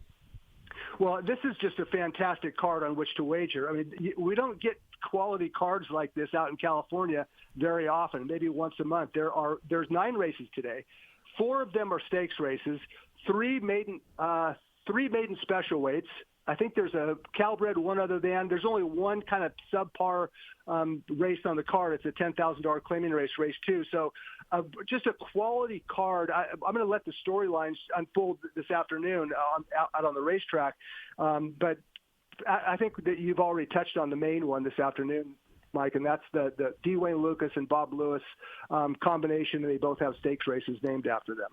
Yeah, the Bob Lewis, we get a great rematch between the American Pharoah winner, Intrepido, and the Bob Baffert trained Desert Gate. Baffert looking for win number 14 in the Robert B. Lewis and his 8th in a row. Do you take Bob Baffert or do you take the field? Well, I mean, listen, Baffert has a lock on this race. He's won it 9 of the last 10 years, 7 in a row. Every single one of his winners paid even money or less. And he has the horse to beat this afternoon in the Bob Lewis, and that's number 1, Desert Gate. I think he's the controlling speed. It's his first start in 4 months, and there's still a question of how far he really wants to run. But after watching him breeze 5 furlongs last weekend inside Litmus Test, and Desert Gate went much better than Litmus Test, and Litmus Test is a good horse. He won the Grade 2 Los Alamitos Futurity. But Desert Gate outworked Litmus Test last weekend, after which Baffert said he's ready to go. Desert Gate is the horse to catch. Intrepido's coming in off of a 5th place finish in the Breeders' Cup. He's already defeated Desert Gate. That was in the American Pharoah last fall. Intrepido had an excuse in the Breeders' Cup. He broke slowly, and that was the end of that. You could not make up ground Breeders' Cup week at Del Mar on the main track, and Intrepido finished 5th. He's training very well for Jeff Mullins. Mullins is another trainer who's on a roll right now this winter at Santa Anita. So Intrepido will be coming from slightly off the pace. There is a very lightly raced colt in this field that I'm very interested in watching run, because I think he's going to excel around 2 turns, and that's number 7, Secured Freedom. He's the son of Practical Joke, trained by Tim Yachtine, owned by the same ownership that won the 2023 Santa Anita Derby with another son of Practical Joke, and that was Practical Move. Secured Freedom stepping up in class from a maiden sprint win that got a huge number, an 88 buyer, 2 3/4 on Thoroughgraph, stretching out. His connections believe that he wants to route, and it'll be very interesting to see how Secured Freedom does, stepping up and stretching out against this good group. He should get a great trip sitting just off the flank of Desert Gate. So those are the three principles in the Bob Lewis: Desert Gate, Intrepido, and Secured Freedom. Baffert does have two others in the race, Plutarch, who's going to be rallying from behind. I think a mile might be a little bit short for him, and Cherokee Nation, who he's a maiden, but he's a maiden with ability, and they've always held this colt in high regard. His runner-up finish in a maiden race last time out was a lot better than looked. He had a brutal trip. He lost by a half length. And for Baffert to put this maiden in the stakes race suggests to me that they haven't lost any confidence in this colt. But Desert Gate is Baffert's number one shooter today in the Bob Lewis. He'll have to hold off Intrepido and Secured Freedom. Is Desert Gate his number one Derby hopeful overall? That's a good question. Ask me after the Bob Lewis. I mean, Brandt is a very good colt trained by Baffert, and I guess maybe on reputation and figures, etc., Brandt might be a little bit better, but he only has 3 workouts this year, so he's a little bit behind schedule, I believe, as far as his preparation goes, and I'm not sure where Baffert's planning on bringing him back. If Desert Gate goes out this afternoon and wires the field and wins impressively over this good field, I guess you could make a claim that he's the top horse, but Litmus Test is good. Baffert has probably 10 or 12 3-year-olds that are still in the running right now as far as potential Derby candidates. Desert Gate would rank among the leaders. Brad Free, Daily Racing Forum. He joins me here on the Equine Forum on the Horse Racing Radio Network. You can follow him on social media. You can tell he is on top of the racing scene in Southern California. You can go to @BradFree1 on X to make sure you follow along with all the information he has for you, and just fantastic. Brad, before I let you go, we just heard from Terry Finley in the previous segment. He sends out his champion 2-year-old filly, Super Corredora, in tomorrow's Las Virgenes Stakes. It's a small but quality field. Gets a great rematch against Explora, another Bob Baffert trainee. Tell me a little bit more about that race. Yeah, this is an interesting race. I mean, you wouldn't normally say that about a 4-horse race that doesn't even have graded status anymore. It was stripped of its graded status this year. It's only a listed stake, but we have the 1, 2, 4 finishers from the Breeders' Cup Juvenile Fillies back in it tomorrow afternoon, going a mile. And Super Corredora has not missed a beat in her morning workout. She's every single weekend, boom, boom, boom, bullet, bullet, bullet. She's ready to go, and I love where she drew. She drew post 4 outside Explora. So Super Corredora and jockey Hector Berrios have options. If Explora wants the lead, then Super Corredora can press. If Super Corredora outbreaks the field like she did in the Breeders' Cup Juvenile Fillies, maybe she goes wire to wire. So Super Corredora at 3-2 and Explora at 3-5 are the 2 main players in the Las Virgenes, but it's not a 2-horse race. Number 1 Meaning was making only the 2nd start of her career in the Breeders' Cup Juvenile Fillies, coming in off a maiden sprint win. She finished 4th, beaten less than 4 lengths in the Breeders' Cup. That was her 2nd career start, her first start around 2 turns, and I thought it was a dynamite performance by an unseasoned filly who was being asked a lot that day. She's by Gun Runner, so is Super Corredora. And number 1 Meaning, I think she could get a great trip sitting 3rd right behind Explora and Super Corredora. Meaning is trained by Michael McCarthy. She has a lot of room to improve in only the 3rd start of her career. So 3 very good fillies in the Las Virgenes tomorrow afternoon. I pick Super Corredora. I pick Explora 2nd. But if Meaning goes off at odds of 7-2, I wouldn't have any problem at all taking a shot on her. It's not often you get value in a 4-horse field, but at 3-1 or higher, I think that Meaning might actually be the value in the Las Virgenes. But 3 good fillies. Looking forward to watching them run tomorrow afternoon before the Super Bowl. Brad, another Hall of Fame performance here on the Equine Forum. Really appreciate you getting up early to be with me out in Southern California. All the best. Enjoy the weekend, and good luck at the windows, my friend. Thank you, Mike. I'll talk to you soon. You got it. Brad Free of the Daily Racing Forum. Just, wow, so good every time he comes on. Just great information, and really appreciate the visit again here this morning.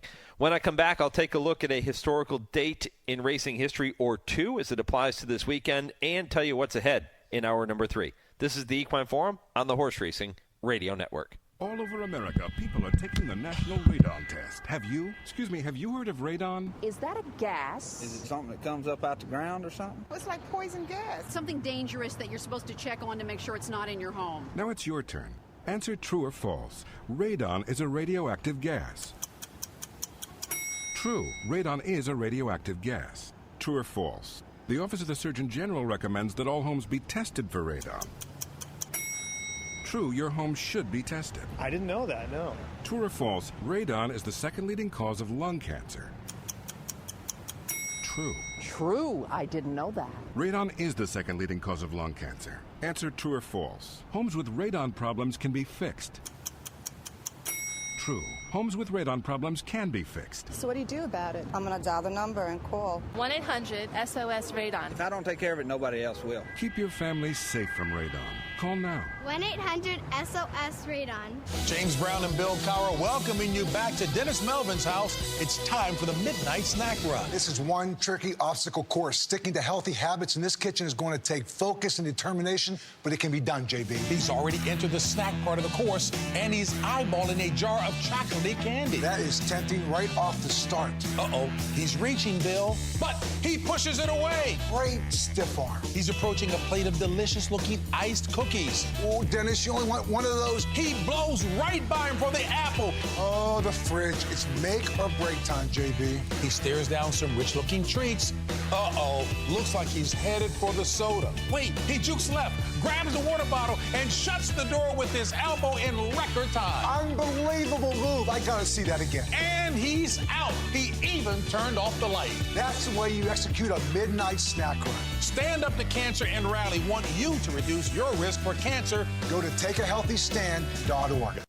My doctor said I could use something called a biosimilar. Then she told me what it is. A biosimilar is a type of biologic medication. Just like brand name drugs have generic versions, original biologics can have biosimilars. So I asked what the benefits are and if they work the same. Biosimilars have the same safety, effectiveness, and quality as the original biologic. They also offer more medication options at potentially more competitive prices. My doctor said I could learn more at fda.gov/biosimilars.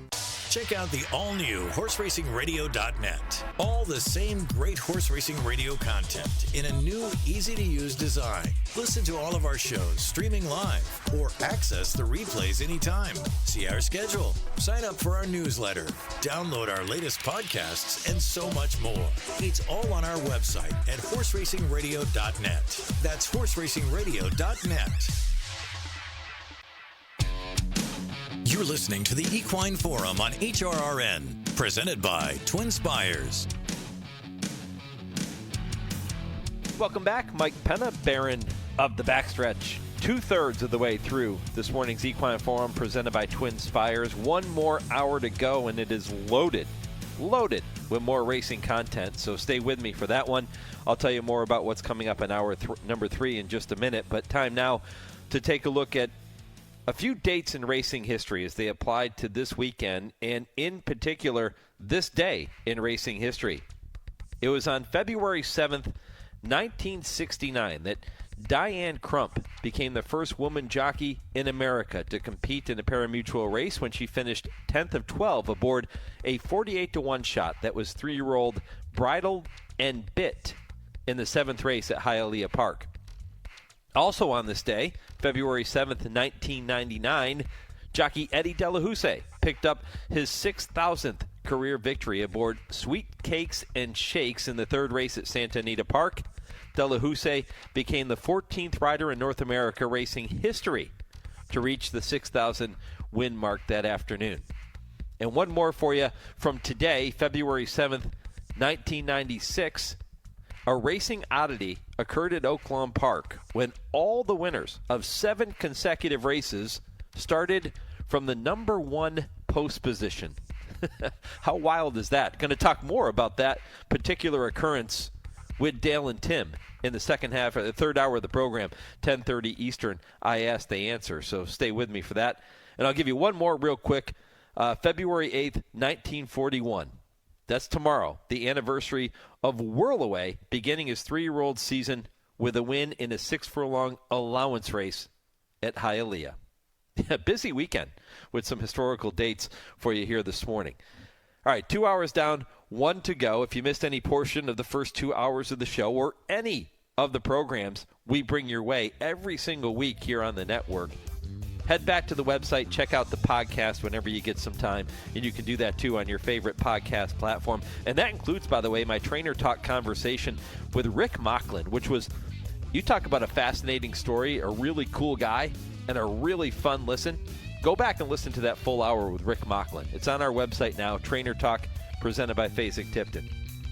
Remember, too, to weigh in on the poll question. Keep those votes coming at HRRN on X, Horse Racing Radio Network on Facebook, and email the show, mike@horseracingradio.net. Who are you taking to win today's Robert B. Lewis at Santa Anita? Is it Bob Baffert or is it the field? We'll find out. All right, hour 3 of the Equine Forum straight ahead, right after this 10-second pause for station identification. This is the Horse Racing Radio Network, where racing comes to talk.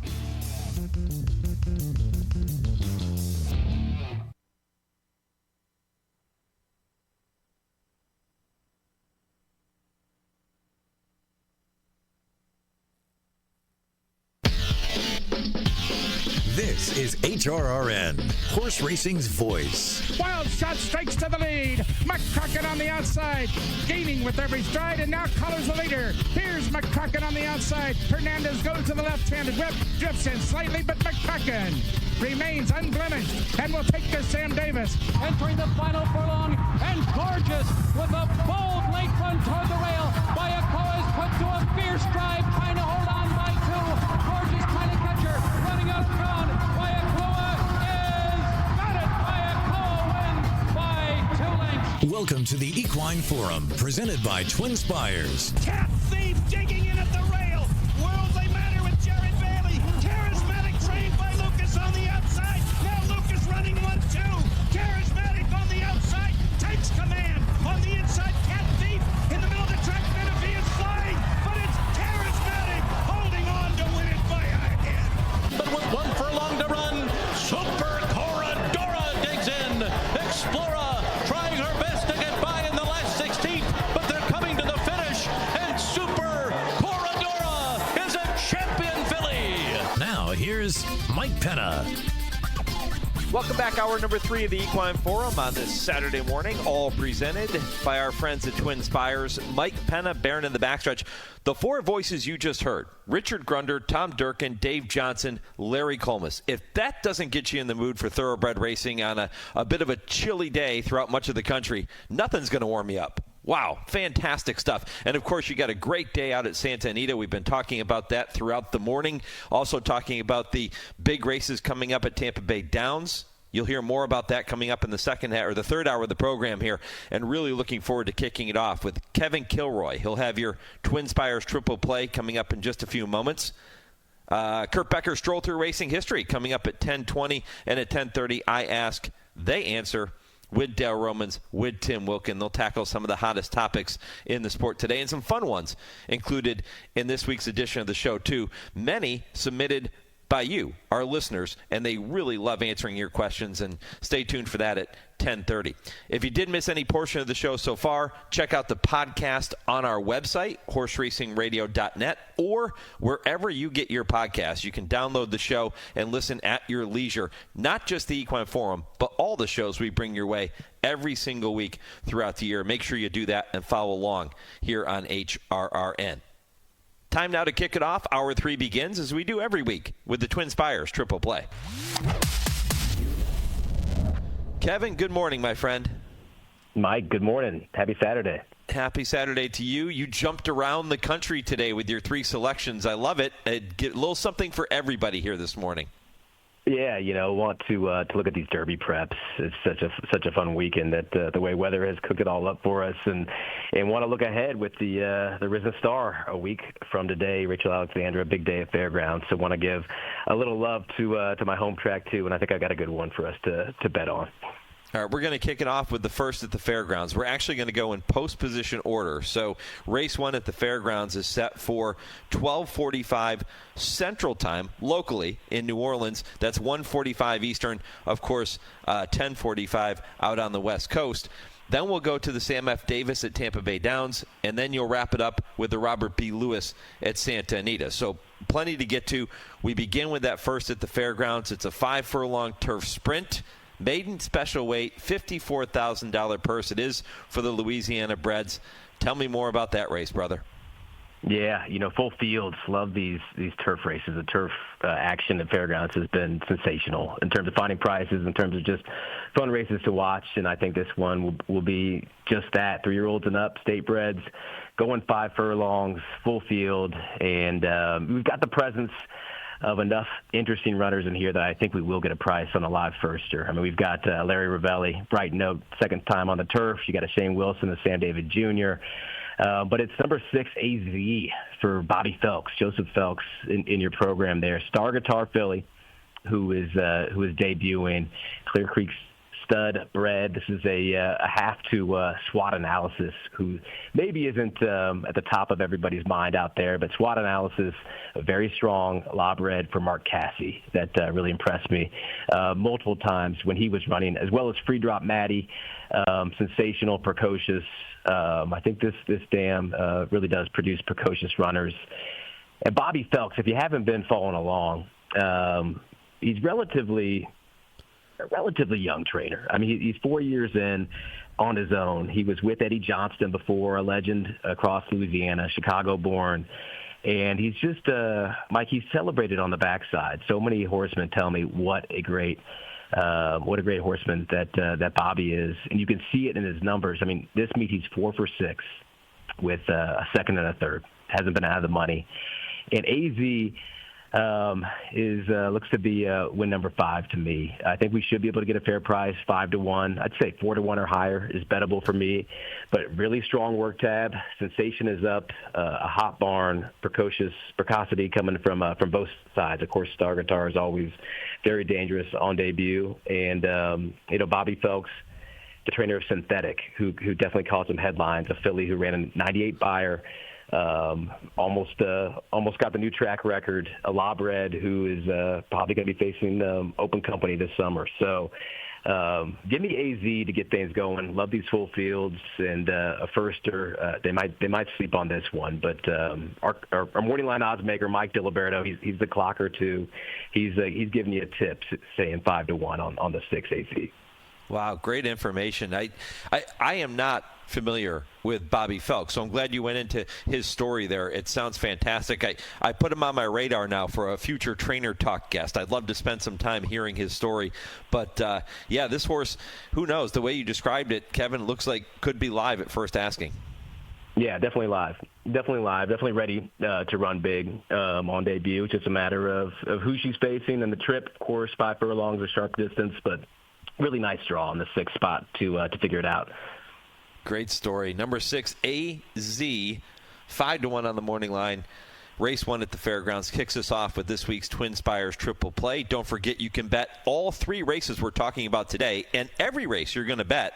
Just make sure you're doing it with TwinSpires, and they have so many incentives and programs that you can take advantage of. We'll talk about that coming up here in just a few minutes. Let's move on to Tampa Bay Downs and the Sam F. Davis, which is the final race on their Saturday program, race number 11. It is a race for the 3-year-old boys, a Derby prep race. We see a couple of good ones in Renegade and Confessional returning to the races here. 1 1/16 on the main track. Who wins the Sam F. Davis, Kevin? I'll tell you what, it's a good race. It really is. I think who's going to be worth betting in terms of the price is the number 5 in here, Ocelli is probably a better pronunciation there. He's still a maiden, but he is very well regarded by the barn, by Whit. And and company who've been working with him. And he's tried his hand against, at Churchill there on the 23rd against Bob. Boss Dillon ran third to very good 3-year-olds, Mob and Boss Dillon. I'm not sure what Mob has done since then. I got to check in on him. But Boss Dillon was a little disappointed at Gulfstream Park, but maybe he didn't love that track. But Ocelli, then he ran into Thunderbuck. Reagan's Honor wired the field. He was against a lot. He's had tough trips in all 3 tries. I'm not sure that he's really been given his best shot. In that last race, he had the blinkers on for his first time. He was sharp, but he was far outside, Mike. He was 12th of 12. And Reagan's Honor was able to stretch out and win wire to wire for Cherie DeVoe. I thought it was a tough spot to navigate. I thought his Ben's hands were tied with that outside post, but he broke sharp. He got into the race, and he kind of showed what you want to see with those blinkers on. With shipping him down, I think that he did show some improvement in terms of looking at the third graph, and he's got every right to take on the likes of these. So Ocelli for me, 8-1, I think would be fair if we can get that. I think we will get that, if not a good amount more. Also in this race, Pletcher's got 2 in here. Everybody's talking Renegade, and rightfully so. But Epic Desire, he was able to beat Associated, another highly regarded Beckman 3-year-old. And just watching the work on the 31st, he was with Renegade. And something that, Marcus Hirsch tipped me to with these Pletcher morning workers is a lot of times you'll see him sort of take turns going to the front. And so it's hard to get a full read on the works because they kind of go back and forth in terms of giving each other confidence in the move. But Epic Desire, he was strong throughout. He was very strong throughout with Renegade. I couldn't separate him in the work. He beat a very good one last out at Tampa. He's had success at the track. I think he's worth using as well. So maybe more underneath with Epic Desire for me. Maybe both of these could be very valuable underneath in your exotics. But yeah, those 2 I think have a good look at a price. Don't you find too, Kevin? I've always looked at Tampa Bay Downs as kind of I don't know, I'll call it a wild card type of racetrack because the surface is completely different than a lot of tracks that these horses have been training over and racing over, and you do get some wild results in many of these races, and you pick 2 horses that are solid prices on the morning line with Ocelli at 12-1 and then 15-1 on Epic Desire. If you're going to take a swing, a race like this, to me, seems like a good place to do it. Yeah, I think so. I mean, we've got Confessional, adding distance for the first time, and, it's Brad, and I'm never scared of that. They keep on coming. They all breathe well, and they all can usually get the distance. So it's hard to take a full swing against Confessional as well as Renegade coming out for Pletcher. But like you're saying, the track, these are 3-year-olds. They're improving. Everybody's figuring things out at this point in the season and on the Derby Trail. And there should be a lot of pace with Dr. Kapoor on that outside. It could kind of change the results. Who's able to really get the best sort of setup. So I'm willing to take a swing with those and try to get paid in that finale there at Tampa. All right, Kevin's top pick in the Sam F. Davis, the maiden, Ocelli. He's saying won't be a maiden after that race coming up later today. We will find out, but you get good value in Ocelli, so take a swing at that at 12-1. All right, and at Santa Anita, race number 8 is the Robert B. Lewis. What a day it is at the Great Race Place. And the Robert B. Lewis, a race that is going to feature some really good runners, including Intrepido, who can motor home on his best day. He makes his 3-year-old debut. Is he the horse to beat, or is it Bob Baffert? I got Baffert in here. I don't have any value for you in here, but just in terms of thinking about the Robert B. Lewis and thinking about the Derby scene as it cooks up in California, I think that Desert Gate is a good horse. I mean, obviously you can see with the second place finish in the Del Mar Futurity and the American Pharaoh that he classes up nicely, won the best pal. But just watching the works, I just went through, and there's a good amount of them up on XBTV that you can watch. I thought he was better than Litmus Test. Now, Litmus Test is huge and a monster, and I'm not saying in the long run that he's better than Litmus Test, but I thought he was better than him on the 31st. He was inside Butane, and I thought he was better on his own. And Butane, I think, obviously a major player on the Derby scene for Baffert. And, Butane was being urged while Desert Gate was just really doing it nicely and much better than Getaway Car, another one who was on the scene last year for Baffert on the 17th. So it's a chalk play at 6-5, and with the works and coming out of Baffert that he will be every bit of that, if not less. So he's got to figure out how to make money around it. You got a couple turf races to look at, but I do think Desert Gate is one to keep your eyes out on, and maybe think about long term. We got the Derby Future Pool coming up next week too, so I'm excited to see what he does today in that Robert B. Lewis. And there's some other interesting runners in here. Intrepido definitely has very nice figures. And if you look at the Tim Yaktine runner on the outside there, Secured Freedom, I think he ran a 2 on Thoroughgraph, so it was a big move forward on the 28th. He's had good spacing. You can make a case for him, and the price might lure you in, but Desert Gate for me, Mike. All right, Desert Gate from the inside post, 6-5 on the morning line. Figures to be a handful if indeed he runs to those odds. And he is the top pick of Kevin Kilroy in today's TwinSpires Triple Play. All right, Kev, let's recap before I let you go, and I do want you to let our listeners know about what's happening at TwinSpires. But race number 1 at the fairgrounds, you'll take number 6 AZ at 5-1. Race 11 at Tampa Bay Downs, that's the Sam F. Davis. We're looking for an upset with number 5 Ocelli at 12-1. And in race number 8, the Robert B. Lewis at Santa Anita, you'll go with number 1 Desert Gate at 6-5. So a solid trio. What is going on at TwinSpires this weekend? Tournament time. Got the $1,000 Sam F. Davis KDBC NHC qualifier up through TwinSpires. So you get a $500 bankroll. You can play the double, exacta, win, play, show, try. And you get to take a swing for that Kentucky Derby Betting Challenge or NHCC, plus some cash prizes there. So take a look at that.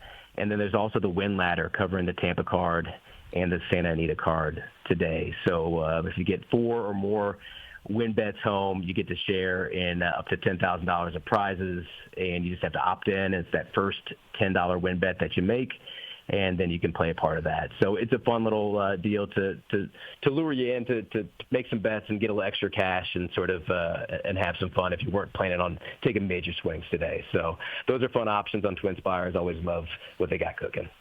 Coming back to your top pick, Desert Gate in the Robert B. Lewis, do you realize that if you're right on that one, it would be a 14th win for trainer Bob Baffert in the Robert B. Lewis, but more impressively, it would be his 8th consecutive victory in this race? He's got that corner of the market figured out, doesn't he? That's Bob Baffert land out in California. So God bless him, man. He gets it rolling. He's definitely got the bullets in the chamber there with 3 runners to get it done here today. Yeah, should be a fun race to watch. And, again, Kevin Kilroy with this week's TwinSpires Triple Play. Kev, appreciate it, buddy. Enjoy the weekend. Good luck at the windows. Yeah, definitely. I'm excited to get back to south to Louisiana for some better weather. And, of course, the Risen Star coming up. So lots to look forward to. Yeah, going to be fantastic. Appreciate it, brother. Thank you, Mike. All right, Kevin Kilroy here on HRRN with this week's TwinSpires Triple Play. Again, play each of those races and all the races you're going to bet this weekend with TwinSpires. Kurt Becker going to take you on his weekly Stroll Through Racing History in our next segment after this short commercial break. And then you're going to hear from our man Dale Romans and our man Tim Wilkin. They join me for I Ask, They Answer, and many of the topics they're going to tackle were submitted by you. But if you missed our Mojo Racing Impossible trivia question on this Saturday morning, which I've given out a couple of times throughout the show, going to give it to you one more time, and then the answer will come your way in the final segment of the show right around 10:55 Eastern. Herman Sarkowski, a founding owner of the NFL Seattle Seahawks and an original investor in Emerald Downs, was also a highly successful thoroughbred owner and breeder. What was the name of his champion filly who won a Breeders' Cup race and earned an Eclipse Award for champion 2-year-old filly? That's a really good one and ties right into the Super Bowl tomorrow. So make sure you put your thinking cap on, get your mojo work, and see if you can get it right with our Mojo Racing Impossible trivia question. Kurt Becker, Stroll Through Racing History, coming up right after this short break. This is the Equine Forum, presented by TwinSpires on HRRN.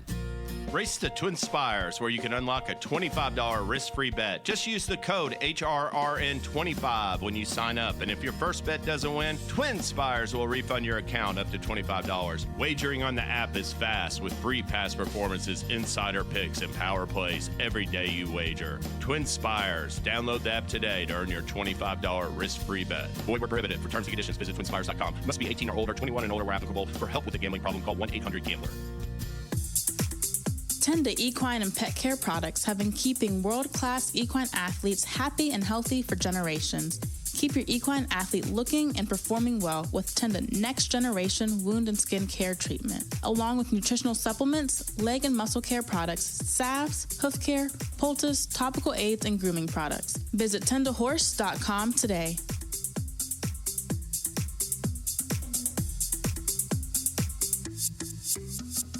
Fans, come join us for a super weekend here at Santa Anita Park. Today we have the return of the Smorgasburg Dumpling Day.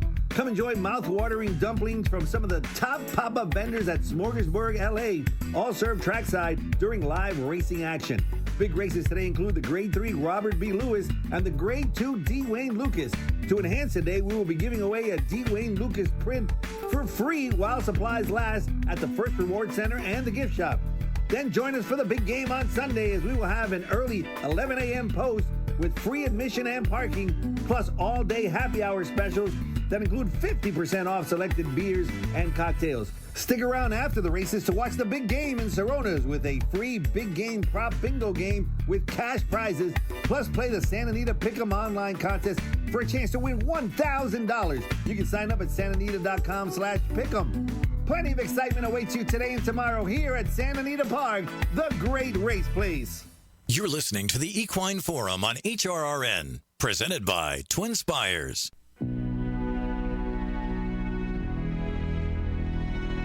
Hello, I'm Kurt Becker. Thanks for joining me as I take another stroll through racing history presented by Keeneland.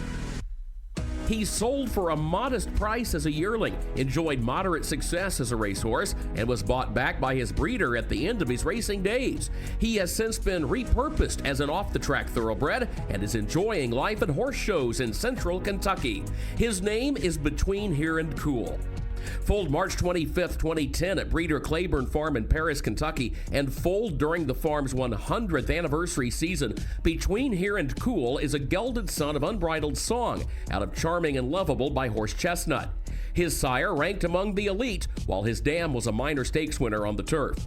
Sold for $50,000 from the Claiborne consignment at the Keeneland September yearling sale and purchased by Eddie Woods as agent, Between Here and Cool eventually landed with owner Jerry Durant and trainer Steve Asmussen.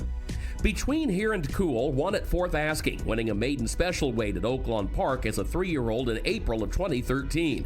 With Ricardo Santana Jr. aboard, he drew clear by 4.5 lengths at 1 mile and 1/16.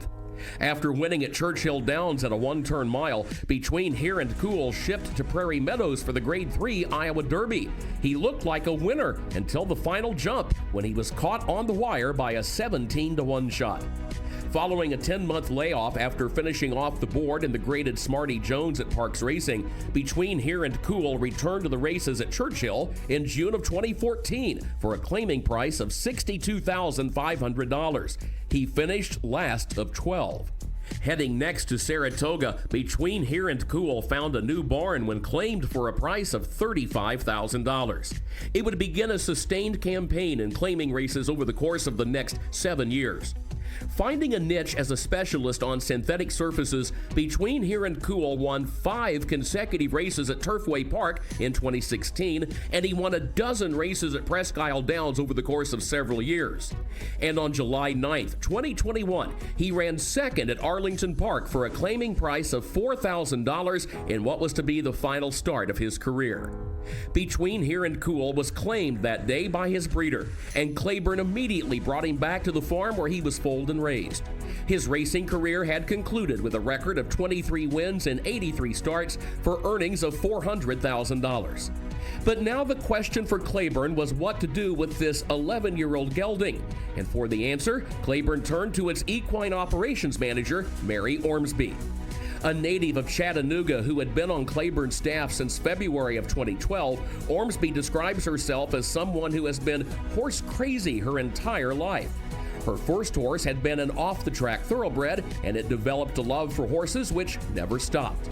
Claiborne gave Ormsby first dibs on Between Here and Cool, and she pounced at the chance. She initially turned him out and let him roam the field, giving him time to chill and be a horse. Then in January of 2022, Ormsby put her new friend, whom she calls a fun little dude, into a training program to become a show horse.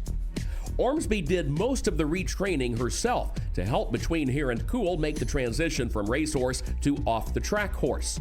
She says he had certain tendencies ingrained as a racehorse which had to be untrained, so to speak, if the show horse circuit were ever to become more than a dream.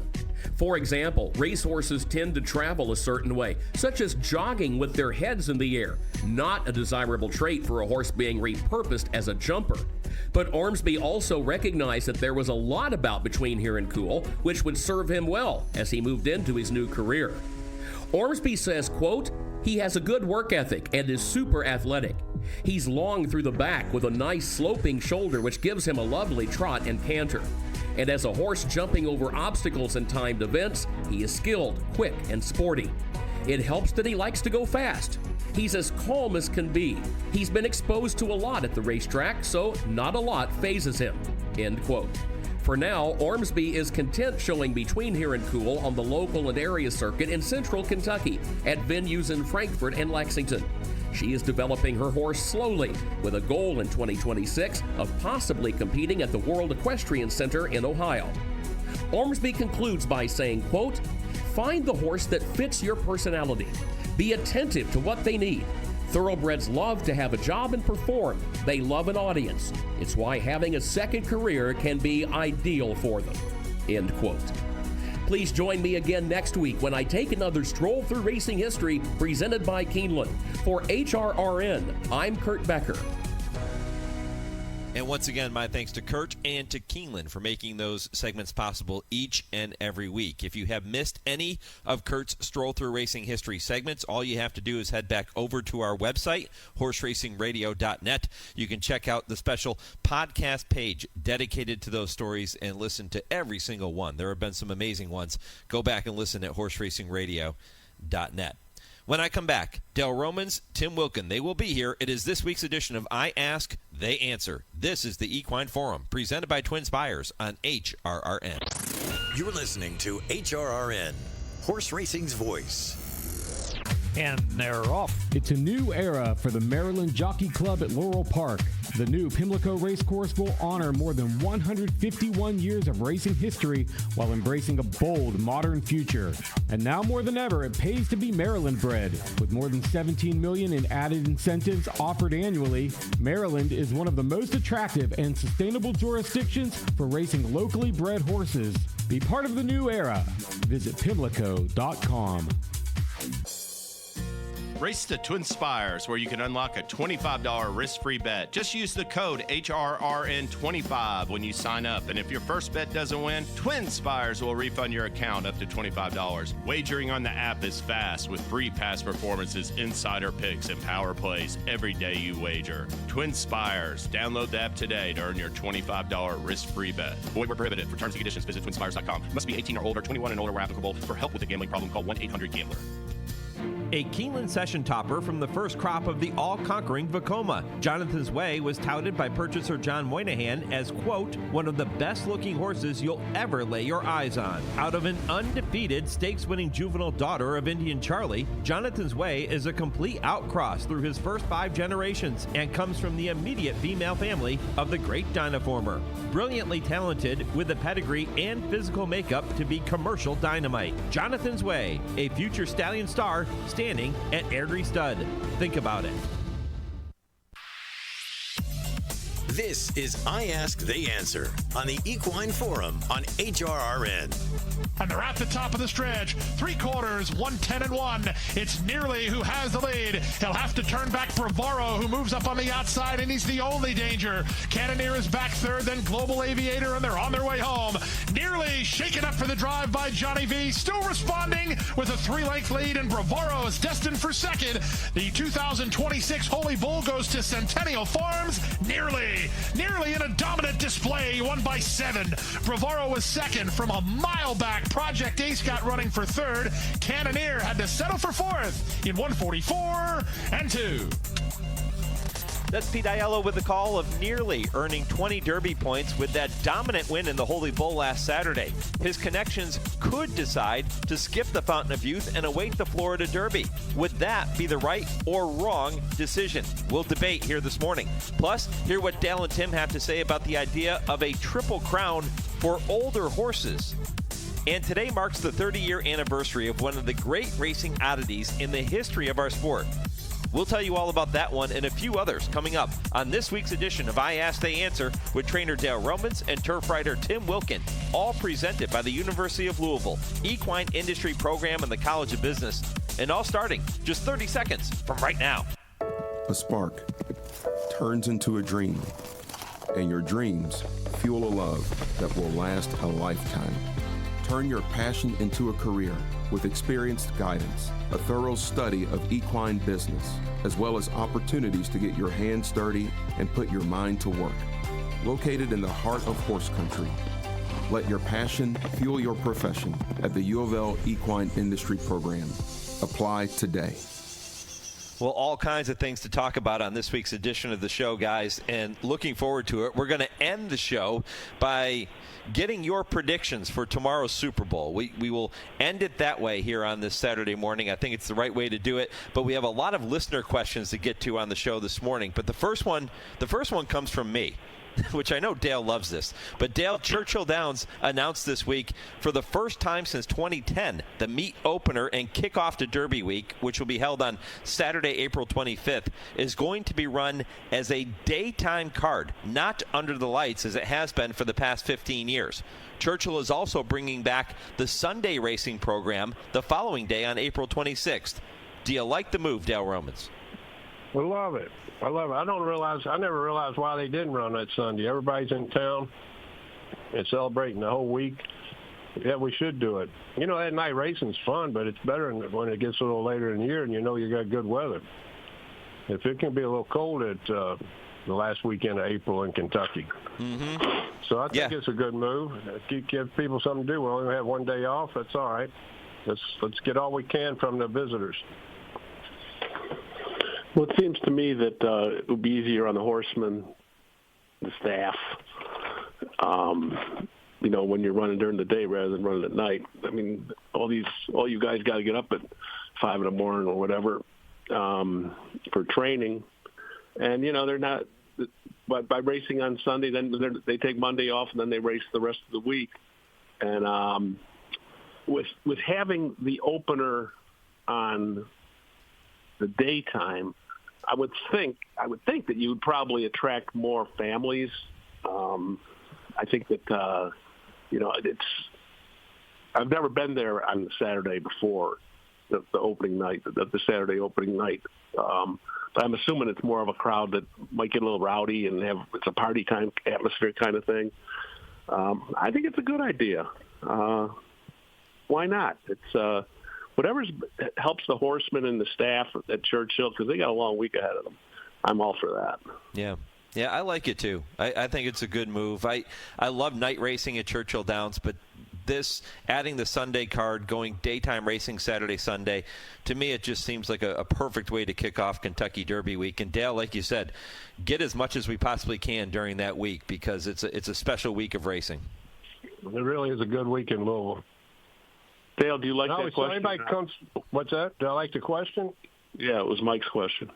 Yeah, he did all right this time. It was a pretty good question. But, yeah, I tell everybody, if you're coming to Kentucky Derby, if you can do it, make it a whole week because it's a great week in Louisville. There's so many festivals, parties, things going on, and it's a big celebration. And Dale, it begins with Thunder over Louisville, which is what, 2 or 3 weeks before the Kentucky Derby? 2 weeks? I think it's 2 weeks. Yeah, but the week before the Saturday, you have the marathon, you have the You have the balloon race. You know, there's something every week. You got the parade downtown. You got the boat race on one day. And just every day there's something fun to do, even if you don't want to go to the races every day of the week. There's always something good to do in Louisville. Like I say, plenty of parties and the restaurants, and just the atmosphere of the whole city that week is it's special. Yep, there's a buzz in Louisville throughout Derby week that's unparalleled any other time of the year, and really unparalleled in sports. Maybe it's comparable to the buzz that you get during Super Bowl week, right? But other than that, because horse racing Super Bowl is, let's face it, the Kentucky Derby. Another good thing is get out there. They have a special time. All the Derby horses and Oaks horses train. If you can get out in the mornings, go to the breakfast at the Downs and watch the big horses train. It's my favorite week of the year. Yep. Kudos to Churchill Downs for making this decision. We all like it. We're in agreement there. All right. We'll see if we're in agreement with this next one. It's right or wrong. We say hi to Nick Zito, and you get to tell me if the following statement is right or wrong. Yeah, right or wrong. Am I right? What do you think? Right or wrong? And it's the first question submitted by our listeners here this morning. It comes from our friend Shane in North Carolina, who says Nearly provided a dominant effort in his 5 3/4 length win in the Holy Bull, and he now has won 3 of his 4 starts by a combined 20 lengths. If his connections decide to skip the Fountain of Youth, he will likely need a first or second place finish in the Florida Derby to guarantee him a spot in the Kentucky Derby starting gate, as a third or worse would end up putting him on the bubble. So does putting all of their eggs in one big Florida Derby basket, does that seem like the right or wrong call for Todd Pletcher and Centennial Farms? Yeah, right or wrong. Am I right? Tim, what do you think? Well, I'm never going to question what Todd Pletcher is going to do with one of his horses. If he thinks that this horse is going to go from the Holy Bull to the Florida Derby, then bank it. And you know he's had success in the Florida Derby before. He's won it 8 times. No one's won more than that. And he's gone into the Florida Derby with horses that needed points to get into the Kentucky Derby, like Audible, like Fierceness, like Always Dreaming. So, yeah, Todd came out right after the race and said that he probably was going to skip the Fountain of Youth. And the Fountain of Youth is on the 28th of February. And the name of the game, it seems, these days is, you want to get as much space between races as you can. Nearly is obviously a pretty talented horse, and Todd Pletcher knows what he's doing. If he thinks that going to the Florida Derby is the right spot for him to get to the Kentucky Derby, I'm all for it. I agree with him 100%. Dale, let me ask it this way. How big of a gamble is it to skip the Fountain of Youth and put all your eggs in that one basket in the Florida Derby? Well, 20 points the last few years has been nearly enough to get in. So, he, if you don't run 1, 2, 3 in the Florida Derby with a horse you think a whole lot of, you really need to go anyway. So Todd knows what he's doing. We're not going to second guess him. And it's all about getting there and winning, too. And I think he's got a horse he thinks can win the Kentucky Derby. So he's going to train him the way he thinks he would be the best, give him the best chance to win the race. Dale, you finished behind Nearly in that same race last weekend with Project Ace. He came flying. He ends up finishing 3rd in the Holy Bull. That gets him a few Derby points. He's sitting there with, I guess it's 6 Derby points. What's the plan for him going forward? Well, I don't know. I mean, we've been talking a lot about it. Everything's on the table right now, kind of leaning towards the Louisiana Derby. A mile 3/16. The further, the better for this horse. His stamina, his strength, and like I said last week on the show, he'll come running. We know that, and we just need, if we get the right pace in front of us and get going far enough, he could be a contender. What was your take on Nearly's win?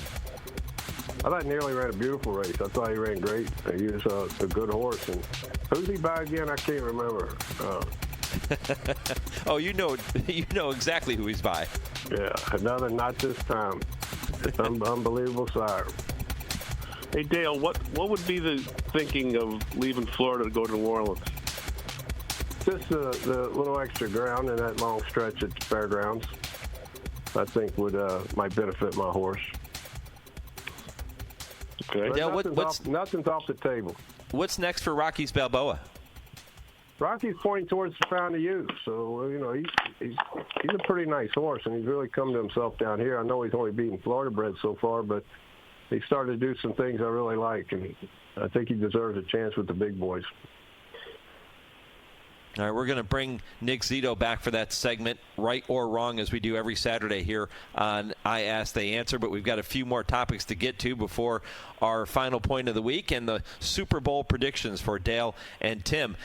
Stephen in Rochester, New York, has this question for you guys. Hong Kong recently ran their Classic Mile, which is the first leg of their 4-year-old Triple Crown series. And Stephen wants to know if something similar should be implemented in North America, essentially a Triple Crown for older horses, and he suggests some combination of races like the Pegasus, Oaklawn Handicap, Stephen Foster, Whitney, Jockey Club Gold Cup, etc., with incentives for participating and or winning multiple legs. So I'll ask you guys, and Dale, I'll come to you first. Is Stephen on to something here with this idea?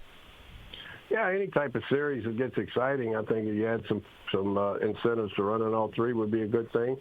You know, we kind of got it right internationally right now with the Pegasus, Saudi Cup, and Dubai World Cup.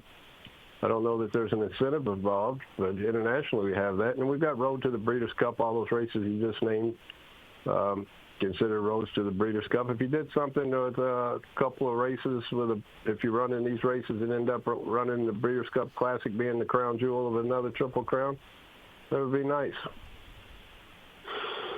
It's always nice to have a question from Rochester, New York, my hometown. Glad they're listening out there in the Flower City. You know, they did something similar to this years ago. They used to have the thing in New York called the New York Handicap Triple with the Met Mile, the Suburban Handicap, and the Brooklyn. I mean, they did it for a long time, I think, for 1913 to 2008. And horses like Fit to Fight and Kelso were horses that swept it. It stopped because they ended up moving the Suburban and Brooklyn to the Belmont Stakes Day. So they have done something like that in New York anyway. You know, I think it would be a neat idea. I mean, I was looking at like last year, for example, excuse me, White Abarrio ran in 3 of those races that he mentioned. He ran in the Jockey Club, he ran in the Whitney, he ran in the Pegasus. Sierra Leone ran in 3 of them. Disarm ran in 3 of them. The thing though, for me is that trainers with their older horses, they point for the Breeders' Cup Classic and usually go backwards. I don't know if a series like this would, unless they put the Breeders' Cup Classic as one of the races in the series, if it ever got that far. I just think it might be too much racing for some of these older horses. But it's a nice idea, and it's been done before. If they could figure out the logistics of it and horsemen would be receptive to it, why not? Dale, which 3 races would you choose? I don't know. That would be interesting. I would think the Whitney, maybe Jockey Club, Breeders' Cup, something like that. How about the Stephen Foster, Whitney, and Jockey Club?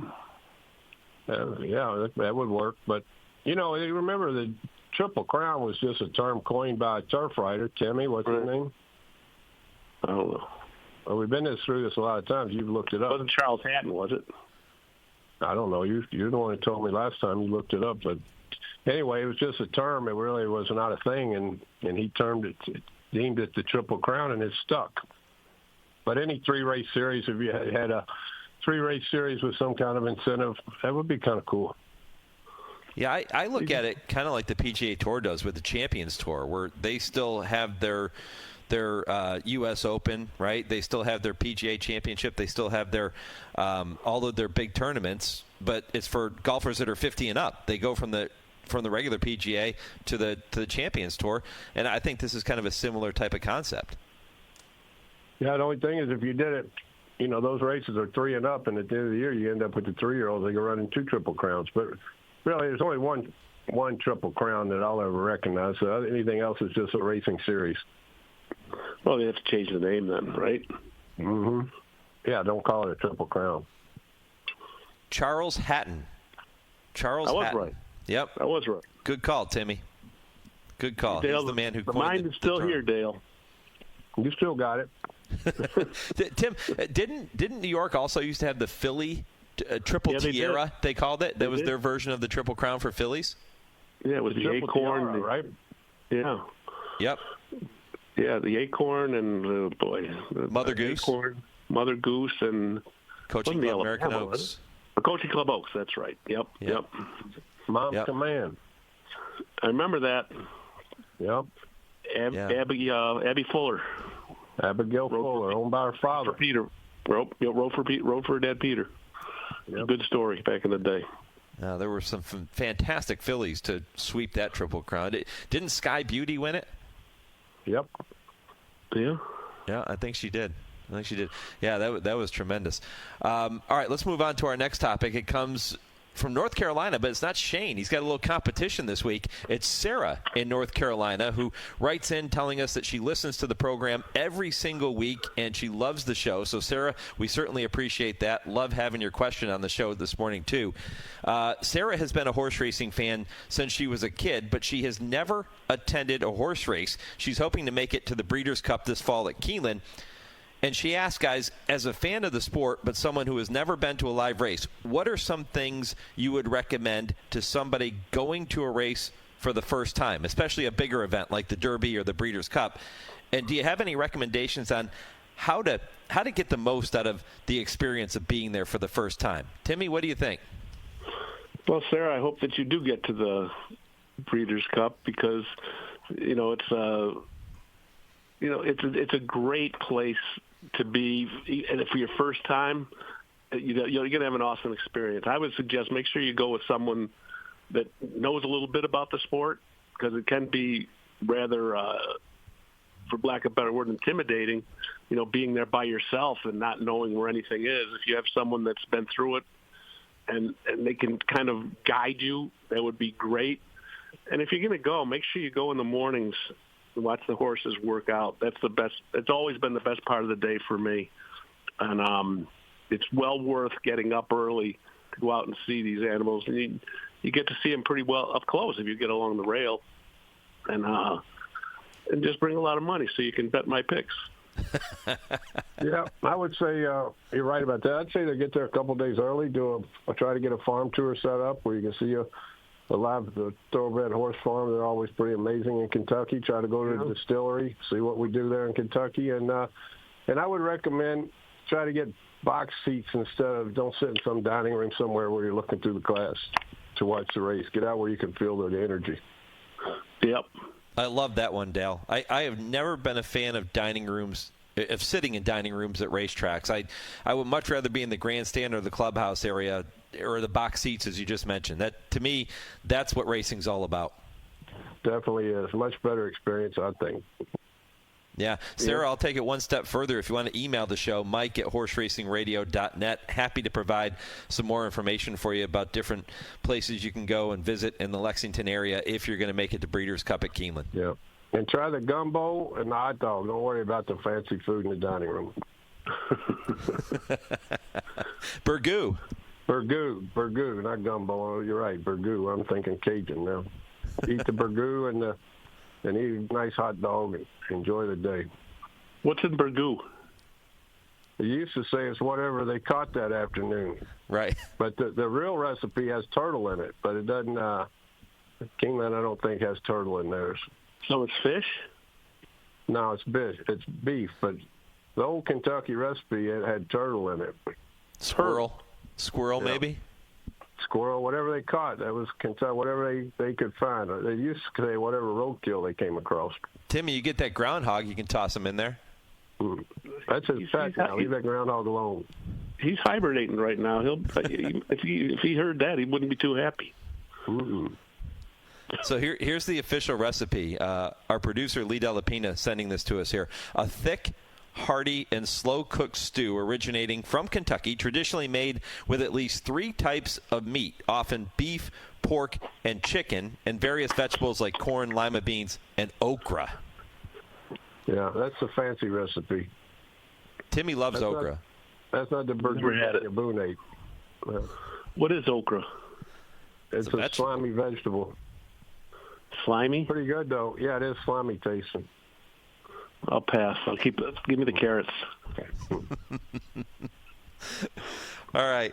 How about this topic, guys? One more before we wrap up the show. Today marks, this one's kind of cool. Today marks the 30-year anniversary of one of the great racing oddities. It was on February 7th, 1996.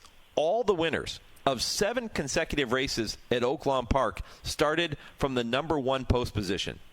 So I'm going to ask you, what are some of the most bizarre occurrences in racing history you can recall? Timmy, I know you did some homework on this one. What do you got? There's a couple I came up with. I remember there used to be ostrich racing. Maybe there still is. I mean, jockeys would, this is way back, jockeys would actually get on ostriches and have races on the track. That's not bizarre. I don't know what is. And in the 1999 Preakness Day, there was a nut that jumped on the track, climbed the fence during the running of one of the races on the undercard, Maryland Breeders' Cup Handicap, and he just stood on the track as the horses were coming down the stretch, and the riders had to swerve to miss this guy. No one hit him, but he tried to hit Artax, who was ridden by George Chavez, and he missed the horse, but he hit Georgie in the leg. No one got seriously hurt, but I've never seen anything like that. It's amazing that there wasn't a catastrophic incident in that. And the other one I'm going to throw out, there was a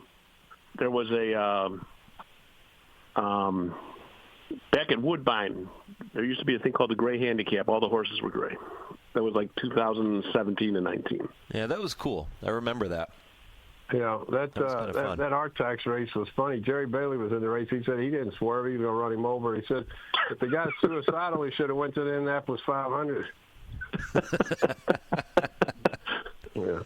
But there's a couple of good things. Chris Collinsworth racing a thoroughbred at an eighth of a mile at Turfway Park. One time they had an event. I remember that one. The guys, and then we were talking before the show. Y'all don't remember, but one year before the turf course and the fence came up closer to the racetrack, somebody from the infield threw a smoke bomb on the racetrack when they were running the Kentucky Derby, and a state trooper, I believe he was, ran out with his metal hat and scooped it up and got it out of the way before the horses came by.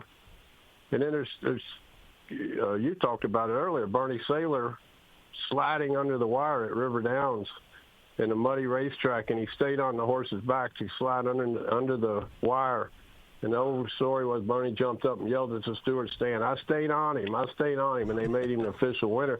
And that photo, that finish line photo is hanging in Wagner's. If you ever go to Wagner's, check it out, and you can see Bernie sliding with his feet in the irons, the horse was on the ground, he slipped in the mud, and the horse was fine, Bernie was fine, they slid under the wire and won.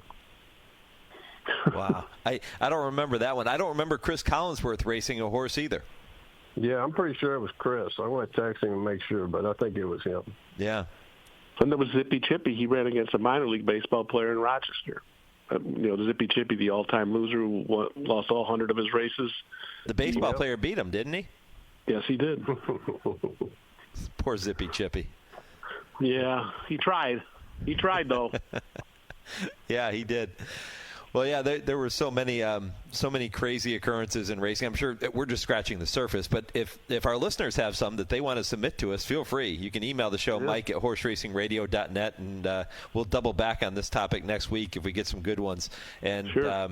Yeah, don't forget, too, you can send your questions for Dale and Tim. They love answering your questions, probably more than my questions. So feel free to submit them, and we'll work them into the show going forward. Guys, it's time for our final point of the week as we wrap up the show. And, Tim, I don't know if you got anything special, but I thought it would be fun to maybe give out some Super Bowl predictions. So who you got? Oh, Super Bowl predictions. I'm so not enthused about this game at all, New England and Seattle. But I think Seattle's defense is too good for New England. I'm looking for a fairly low-scoring game. How about 21-17 Seattle? I like it. That'll be good. I'm going to go here. I'm going way on a limb. Sam Darnold, MVP, and shows just how dysfunctional the Jets are. And then Papa John sells a lot of pizza. What's the score? Who wins the game? Seattle, if he's going to be MVP. What's the score? Seattle wins. Quarterback's MVP. No, you're not going to give us a score? No score. I got no idea what the score is going to be. It might be a blowout.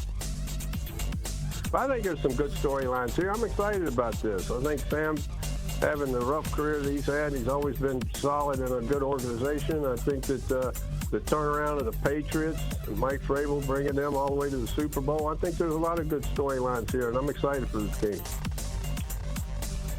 Yeah, it should be fun to watch. I just hope my squares come through for me.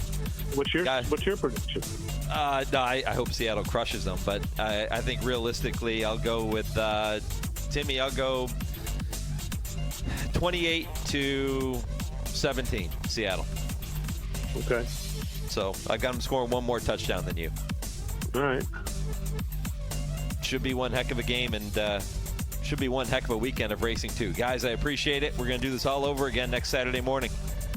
All right, guys. Talk to you later. Bye. Enjoy the weekend. If you have a topic you want Dale and Tim to discuss, I just told you what to do. Email the show, mike@horseracingradio.net. We'll do our best to work them in for you. I Ask the Answer is presented every week by the University of Louisville, Equine Industry Program, and the College of Business. I'm back with more, including the answer to this week's Mojo Racing Impossible Trivia question. That's next on the Equine Forum on the Horse Racing Radio Network, where racing comes to talk. People do some pretty cool things in their 40s and 50s. Why should saving for retirement be any different? I mean, they go back to college, learn new instruments, start skateboarding. Whoa! Okay, maybe that one's not for everybody, but saving for retirement is. With aceyourretirement.org, you can get on track with your retirement savings no matter your age. Just have a 3-minute chat with Avo, the friendly digital retirement coach from AARP. You'll get personalized recommendations based on your input that are easy to understand and work with your lifestyle. It's quick, easy, and free. Plus, it's sponsored by AARP, so you know they got your back. Gnarly move, Dad. Thanks, sweetie. So wherever you are in your retirement savings journey, head to aceyourretirement.org and start chatting with Avo today. That's aceyourretirement.org. A message from AARP and the Ad Council. Did you know you might be part of the 75% of Americans who think they waste less food than they actually do? Americans toss up more than $382 billion worth of food, costing an average family of 4 nearly $3,000 annually, and costing our planet even more in wasted resources. But did you also know nearly half of all food waste occurs at the household level, which means there's a lot we can do to reduce all this waste, to help your wallet and the planet. Eating leftovers is great, but things like freezing food that you can't eat right away, donating surplus food within your community, and better understanding food date labels can have an even bigger impact. To learn more, visit World Wildlife Fund at wwf.earth/food waste and spread the word that food should never be trash. Want to get the latest HRRN content directly on your computer or mobile device? Then subscribe to our podcast using the Podbean app or Apple Podcasts. Just go to hrrn.podbean.com on your computer and click follow, or download the Podbean app and search HRRN. You can also find us on Apple Podcasts and listen to our latest episodes anytime. Don't miss a thing. Subscribe to our podcasts today. Hey, this is Mike Penna. Join me every Friday at 5 p.m. Eastern for the show trainers listen to, Trainer Talk, presented by Fasig-Tipton. From Hall of Famers to up-and-comers, you'll get to know the men and women who make this sport go, up close and personally. Listen on Sirius 162, XM 207, or stream the show live on our website at horseracingradio.net. My guest this week is Rick Mocklin Jr. And if you miss it or want to listen again, download the podcast at horseracingradio.net or your favorite podcast platform. You're listening to the Equine Forum on HRRN, presented by TwinSpires. The Blood Horse Magazine print and digital subscription gives you exclusive content not available on bloodhorse.com or in the Blood Horse Daily. focusing on in-depth feature reporting from the industry's top writers, as well as statistical insights from MarketWatch. A Blood Horse subscription is a must-read for any true racing enthusiast. Visit bloodhorse.com/subscribe to grab your print or digital subscription, and do that today. Well, Lee Della Pina has the answer to this week's impossible trivia question, and it was a toughie. Lee, what do you got? Thank you, Mike. What was the name of the Breeders' Cup winning filly who won the Eclipse Award for champion 2-year-old filly, owned by Herman Sarkowski, a founding owner of the NFL's Seattle Seahawks? The name of that filly was Phone Chatter, who won the Breeders' Cup Juvenile Fillies in 1993. Thanks to Mojo Racing Partners for this week's impossible trivia question. Get your mojo working at mojoracingpartners.com. Yeah, that was a tough one. That one was really good. I love the way it tied into the Super Bowl, the Seahawks, all those types of things. Should be a good game tomorrow. You heard Dale and Tim sharing their thoughts on it, and I hope everybody enjoys it and has a great time. I hope you enjoyed the program here this morning, too. We covered a lot of ground, as we typically do. Got a chance to talk about the racing out in California. Big day there with the Robert B. Lewis and, of course, the San Vicente, the big races coming up tomorrow, too. And then you got the big race at Tampa Bay Downs today, the Sam F. Davis, which is a Kentucky Derby prep race. We'll see if any horse emerges from those races to go on and have an impact. And, who knows? You heard from Kevin Kilroy with the TwinSpires Triple Play, and he talked about Ocelli, the maiden, who is 12-1 on the morning line in that Sam F. Davis, maybe being a horse that can make some noise and walk away with the top prize in that race this afternoon. The Lost Virginess is the race I was trying to think of tomorrow at Santa Anita. That's a good one. Super Corredora getting that fantastic rematch should be great. The Breeders' Cup Juvenile Fillies rematch coming up tomorrow. But the Sam F. Davis at Tampa Bay Downs today, and the Robert B. Lewis out in California, and of course the D. Wayne Lucas Stakes too, remembering the late Hall of Famer. If you missed any portion of the show, head back to the website, check out the podcast, horseracingradio.net. Do that too on your favorite podcast platform. Remember, too, to follow us on social media at HRN on X, Horse Racing Radio Network on Facebook. My thanks to all of our guests, to our producer, Lee Della Pina, in our Lexington studios, to Chauncey for handling our social media. I'm Mike Penna. Thanks for listening. Go Steelers.